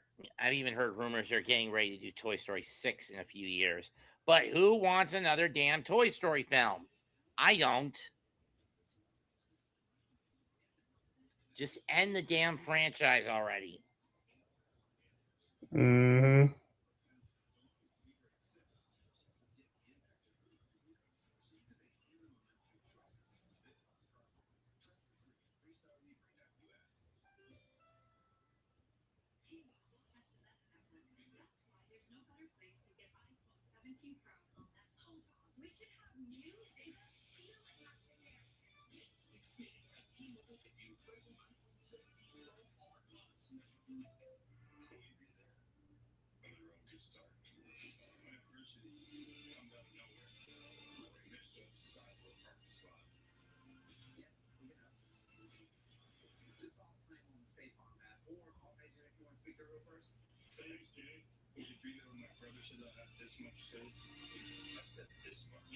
Oh, dog's in. Murdog. Hey, man. What up? Not much. Nuts, you going crazy? I mean, what is this now? The 6th year in a row that Leon Rose has done this where he's traded back or given away a draft capital piece like it's candy? Dude, the guy just constructed a championship team with no draft picks. They were all trades, right? Yes. And one free agent. Kind of going to have to trust his judgment in who to take. Fine. give the guy a benefit of the doubt. Right. That's what I'm saying. It could be more stuff to it, man. You know what I'm saying? So, I mean, you never know. I mean, Josh Hart is like, he makes great plays, then he makes bonehead plays. You know, just another shooter. I would have went big probably. No, I'm not knocking the pick. I don't know enough about the kid. I do know he's 6'5" and shoots 41% from 3. 20 years old. So maybe in a couple of years, if they stash him, and then he could replace like a Josh Hart, maybe that's what they're thinking of. I would have went big because you don't know what Mitch Robinson's going to do. So if Mitch Robinson goes, who's next? Are you going to trust Hoop Porty?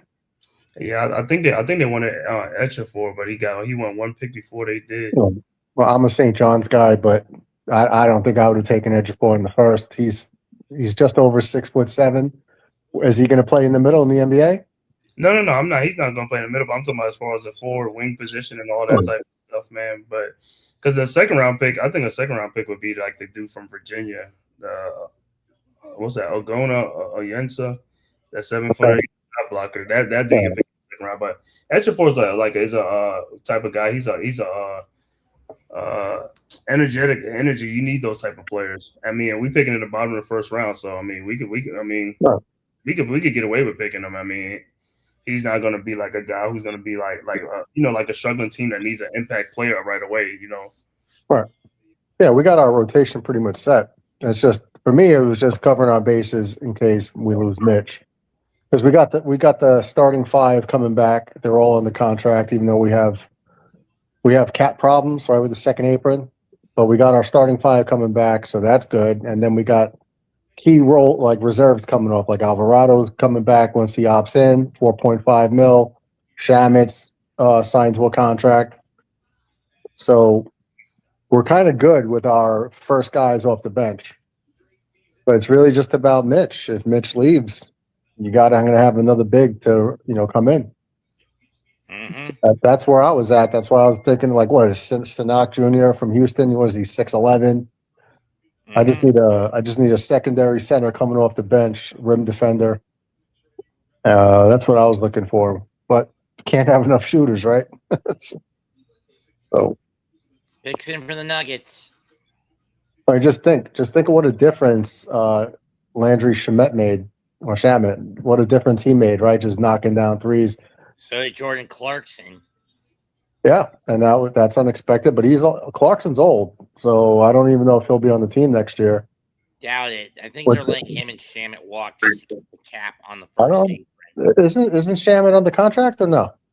It was a 1-year deal. I thought he had like a 2-year deal now. I think be 1-year deal. I think he's not. I think he's a free agent. Oh, okay. I could be wrong. Yeah, okay. It was a 1-year deal. I know he came in on like a 10-year contract or something. Yeah, because he put on so many teams. But I think he wants to come back. They're going to bring him back, I feel. But you saw, like, as much as like I like Deuce McBride, that dude, he's got a lot of John Starks in him, man. He can come in on fire or go ice cold. True. There's still Sinak, Evans, Pete, Bassar, Thomas, Carbon. They're still available out of these next 5. I don't know if I'm a fan of Carbon out of UConn. I don't know. Mm-hmm. Harris Reed, I think he's undersized. I heard you guys mention his name. What is he, like 6'9", 6'10"? I don't know. Okay, Nuggets pick is in. Here's Silver. Let's see what the schmuck has to say. Terrace Reed Jr. That's what I talk about. Terrace Reed, we could have got. Be a backup. I get it. They need someone who can pick up the slack when Jokic can't.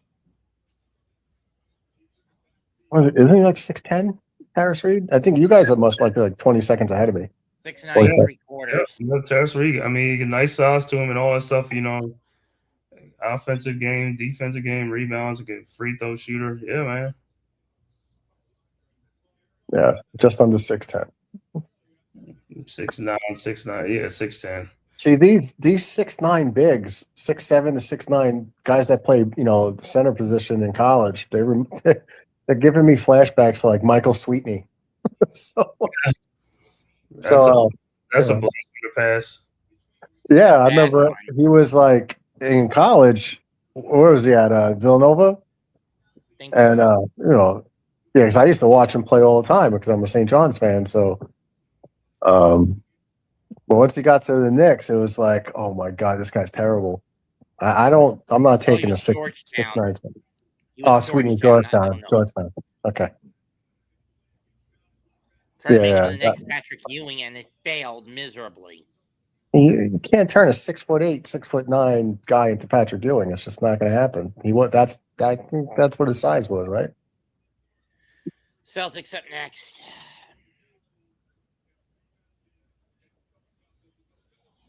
I don't know. Does anyone think the Timberwolves got fleeced sending Randall to Brooklyn or no? Timbo was like happy to get rid of Randall. Yeah. Yeah. I mean, Claxton goes to Chicago, and aside from this draft pick, what did Minnesota get out of this deal? There wasn't a lot of assets in the trade. It was 2 players and like I don't even know if it was like a late first or Apparently something. Boston is trading this pick to San Antonio.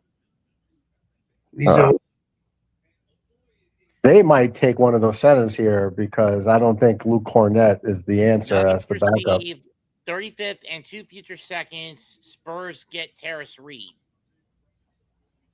Spurs. Oh, the Spurs are getting Terrace Reed. Okay. Well, they need some size to go with Wemby. Oh, Minnesota shipped the pick to Brooklyn, while Brooklyn sent Nick Claxton to Chicago and got the 33rd pick. I don't know, man. I guess the Luke Cornett as the backup center is basically the Wolves basically did that as part of a cap dump, so they can dodge the luxury tax and re-sign Ayo DeSumo and get some starter level minutes for Naz Reid and Jane McDaniels.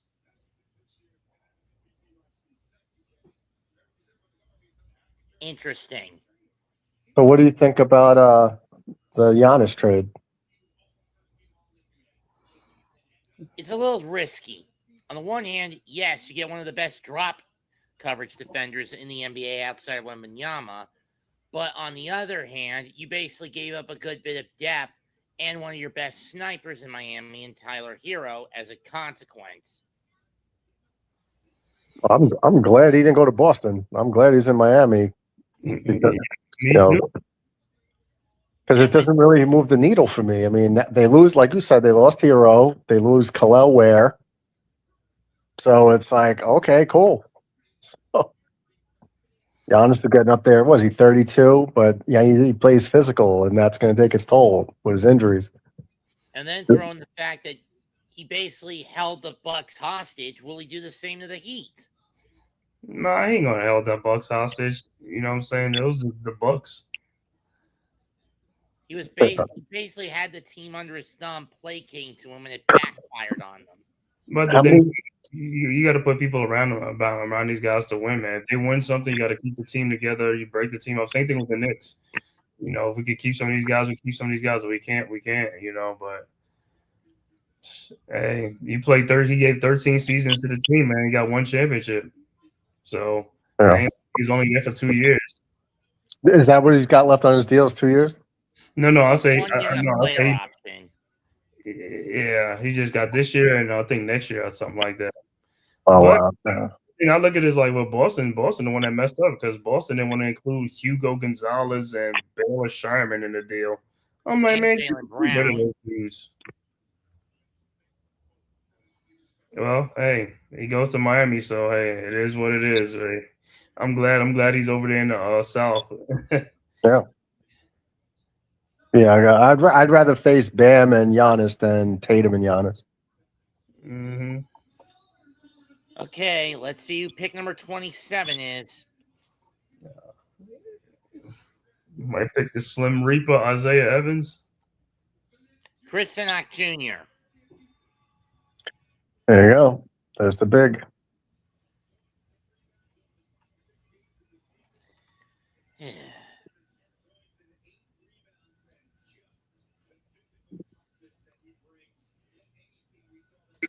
Will be a good back. I mean, what are the odds they throw him into the fire because cut early? Because Vucevic isn't walking. Neemias Queta is not a good center one or a competent one when you think about it. So do you throw Sinak into the fire as a center 1 or a center 2? For who? The Celtics? Yeah. Well, hold on. The only thing they really got no choice is just him and Vucevic, right? And Quita, whatever his name is. Kada. Quita. And he's a one and done.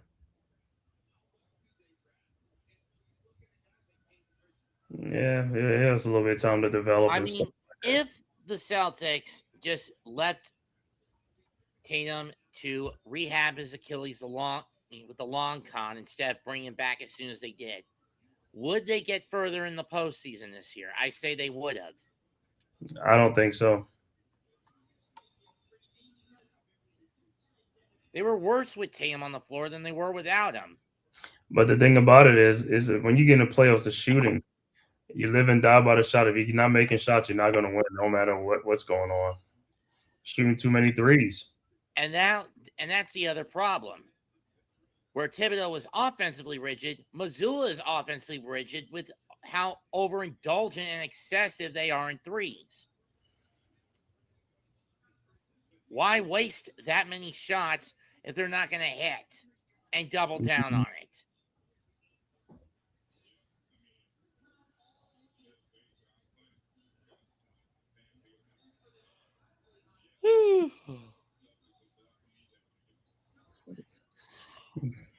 So then they said the Knicks got a stash pick, Sergio De La Rey. Yeah, I think he's a stash pick. Only thing with the Knicks is Knicks needed that money, man. They probably should have just traded the pick. Yeah. But then again, like I said, what I say the Knicks do it after the draft, in the middle of the night, you find that Knicks don't trade the pick anyway. You know what I'm saying? So why are they doing like a second night of the draft? It's only 2 rounds, and the second round is like whatever. Yeah, it's tomorrow. Yeah, but why? Done, and the second round gets done pretty lickety split too. Yeah, but I don't understand why a second day. Just do it all in one day like they used to. And money. It's all about money. Yeah. Why do you think the NHL draft is 2 days? Why do you Yeah, but think the NFL draft is 3 Yeah, but days? nobody watches the NHL draft. I mean, I'll follow it like on my phone, but I'm not watching the draft. The NBA draft, I tuned in. I was following it on my phone. Why does everyone stigmatize the National Hockey League? No, it's just not. No, I love hockey. I just not baseball is my sport, but I don't watch the baseball draft really. Neither do I. Huh? Neither do I when it comes to the baseball draft. Yeah, some drafts are exciting and some drafts aren't. And how many rounds are in baseball? So you're watching that whole thing. It's like 14 or so, yeah. Right? Well, because you can't get to know all the prospects anyway. In hockey, they're all over the world. So you're not going to know who these guys are. Best available are Malik Thomas. Football and basketball, you'll know most of them. Koa Pete. Now, if college hockey and international, juniors hockey was a thing, like in America, then there'd be more interest. And it seems like my nephew's given up on his NHL goals. You don't want the NHL no more? Well, considering that his coach in Monroe when he was in the NA3HL was a nepotistic nitwit who wouldn't play his line in the line when he had leads and would often screw over the team, can you blame him? Right. Hey, how are your Mets doing? F you, Murdoch. What? I am ready to strangle David Stearns, Francisco Lindor, and Carlos Mendoza till they're 6 feet deep. For what? Political pandering. You say you don't set them off. Why you set them off? It's entertaining. The Mets are a dumpster They're fire. a fucking mess. Yeah, Just lost tonight to the Cubs. On my show I was doing last year, the 7th inning stretch, we have Mets do stuff, and then in between innings we might play clips of Mets just going off on every New York manager. It's the best. We had to edit stuff because he was getting hit with censored flags. Yeah, Did you see his Hulk Hogan one? No, I didn't see. I haven't seen it, man. man. Oh, this is gold.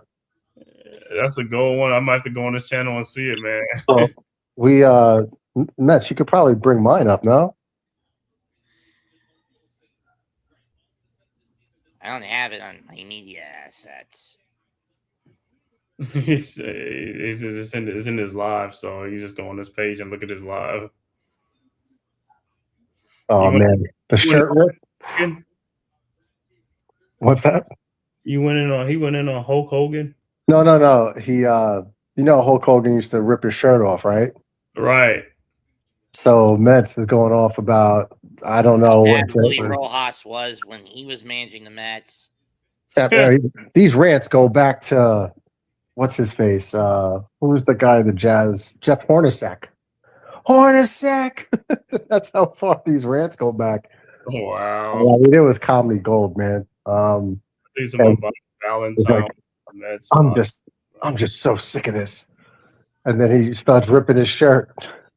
It's not ripping. He takes the pencil. He pokes a hole in the pencil. And then he starts tearing and he lets out this primal scream. And when he's done, the collar of the shirt is still there. Joshua Jefferson. Interesting. Let's see. Richard Jefferson's son, huh?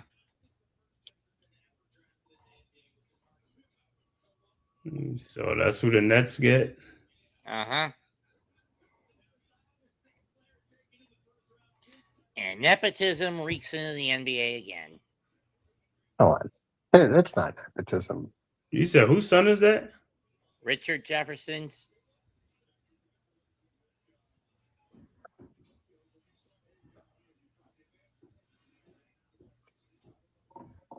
I think. The only real nepotism I've ever seen that I can remember is Bronny James. I mean, yeah, I don't think they would be taking this kid just because he's Richard Jefferson's son. I don't think so. Why would you waste your first round pick to take a nepo? Oh, they're not related. My bad. I screwed up. Okay. His father is Ben Jefferson, a former CFL player. Oh, okay. Let's see. But he's my Bronny James. Bronny James is a McDonald's All-American. Yeah. What does that really mean, though? You diluted it. Because he took somebody's spot. He should have been a McDonald's. He took somebody's spot. Yeah. Yo, because I think I seen a podcast with like Charlie Villanueva and some other guys. It was like, come on. They was like, that dude's not even an NBA player. When it comes to the Mets, I'm ready to go all Billy Butcher on all three of those brain dead cunts that call themselves a GM, star player, and manager. Mets, you know who you are, who you act like, or the what's that? The Giants guy, Vic DiBiase, whatever his name is, that goes off on the Giants. He has his like Giants thing. Yeah, DiBiase or something. Yeah. You were gonna say Frank the Tank. That guy's funny. I thought you were gonna say Frank the Tank for a moment. No, it's Vic DiBiase, whatever his name is. He goes. Well, I'm just saying where Frank just goes off and has a hissy fit. I am right.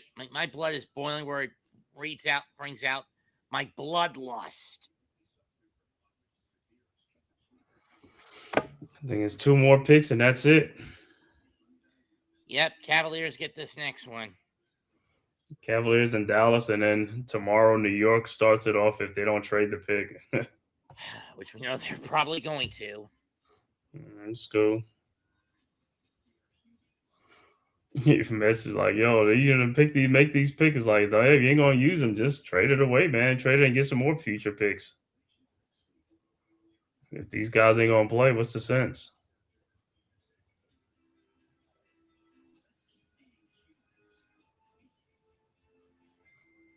But that guy Vic, I think he's a comedian, right? He's a comedian. He do shows. I think he do shows. He dropped off.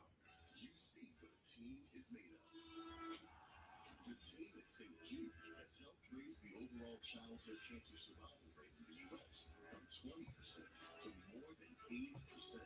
We got the Cavs and the Mavericks. The Mavericks don't. The Mavericks that had 3 picks in this first round. I think Dallas. They gonna have 3 first-round picks. Let's see, they had the 30th pick. They had the 9th pick, and I know they got one in a trade. They got the 9th pick, and then what else? Like it was somewhere else, right? Or that was it? 9? I thought they had another pick. Maybe they got it in a pick trade, a pick swap.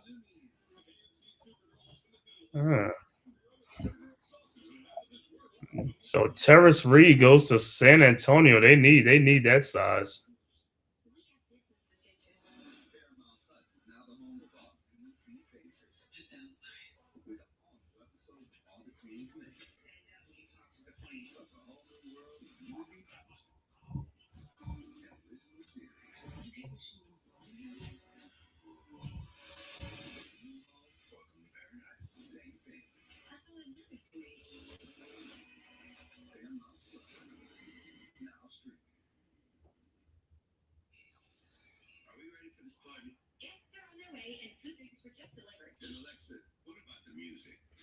Draft order for the NHL. Toronto, San Jose, Vancouver, Buffalo, the Rangers, Calgary, Seattle, Winnipeg, San Jose again, Nashville, St. Louis, New Jersey, the Islanders, Columbus, back-to-back with St. Louis, Los Angeles, Washington, Utah, Buffalo again, Philadelphia, Pittsburgh, Boston, Vancouver, Ottawa, the Rangers again, San Jose again, Montreal, St. Louis again, Calgary, Carolina, Ottawa. So yeah. What pick the Rangers got? They get number 5 and number 26. Let's go blue shirts. Islanders get pick 13, but the Blues and the Sharks make up the good, almost the biggest chunks of the draft in the first round. 4 of them going to St. Louis.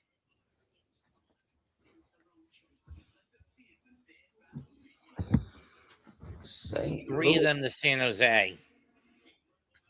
The Rangers better do something with their Picks. They got the 5 and what? 26.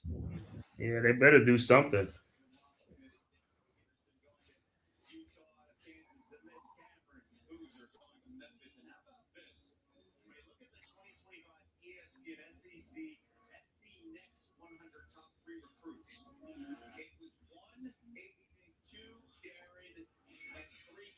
And that's what we have in the draft for the first time.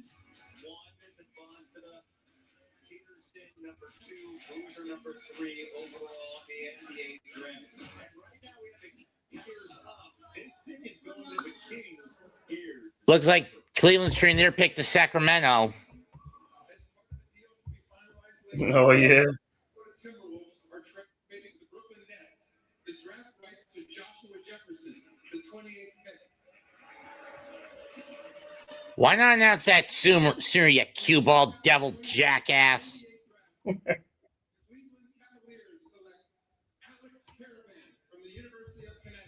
Alex Caravan of UConn. Okay. He goes to Sacramento. Uh-huh. Really, Sacramento? So what did the Cavs get out of this? DeRozan? Bad enough they got Harden. The Cavs, I guess they trade the pick. They might have got out of the first round and saved themselves some money, probably. They probably get a future or something. They got to get a future, either a second round or a future first. They get the 34th pick and the second and a future second pick. Oh, okay.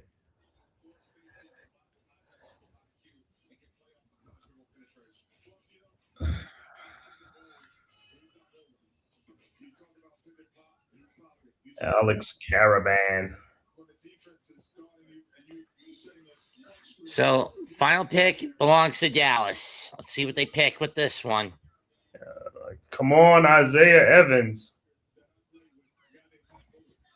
But I mean, seriously, doesn't Adam Silver look like a damn gremlin? Yeah, like an alien or something, right? How about we get him wet and see what happens? Yeah.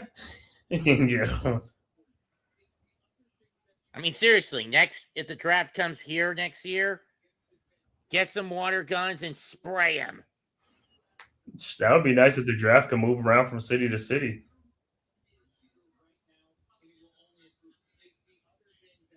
Yeah, I found out where the 28 NFL draft is going to be. Where?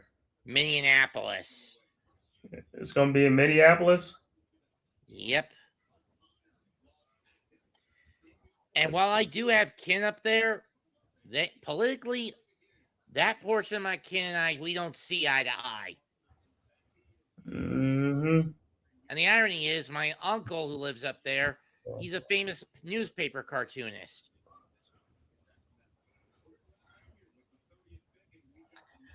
I think next year's draft is in D.C.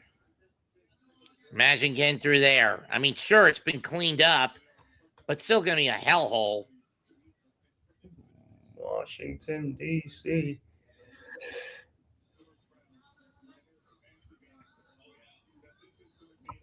And I have no intent of going to D.C. I mean, sure, I have a cousin who works in the DOD. Mm-hmm. So the pick is in, and let's see what the Mavs do. But he doesn't. But I doubt he have room to let me crash.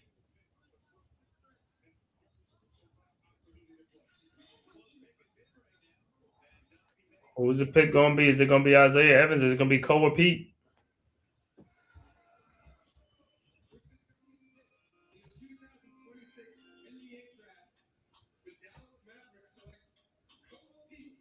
Coda Pete. Arizona.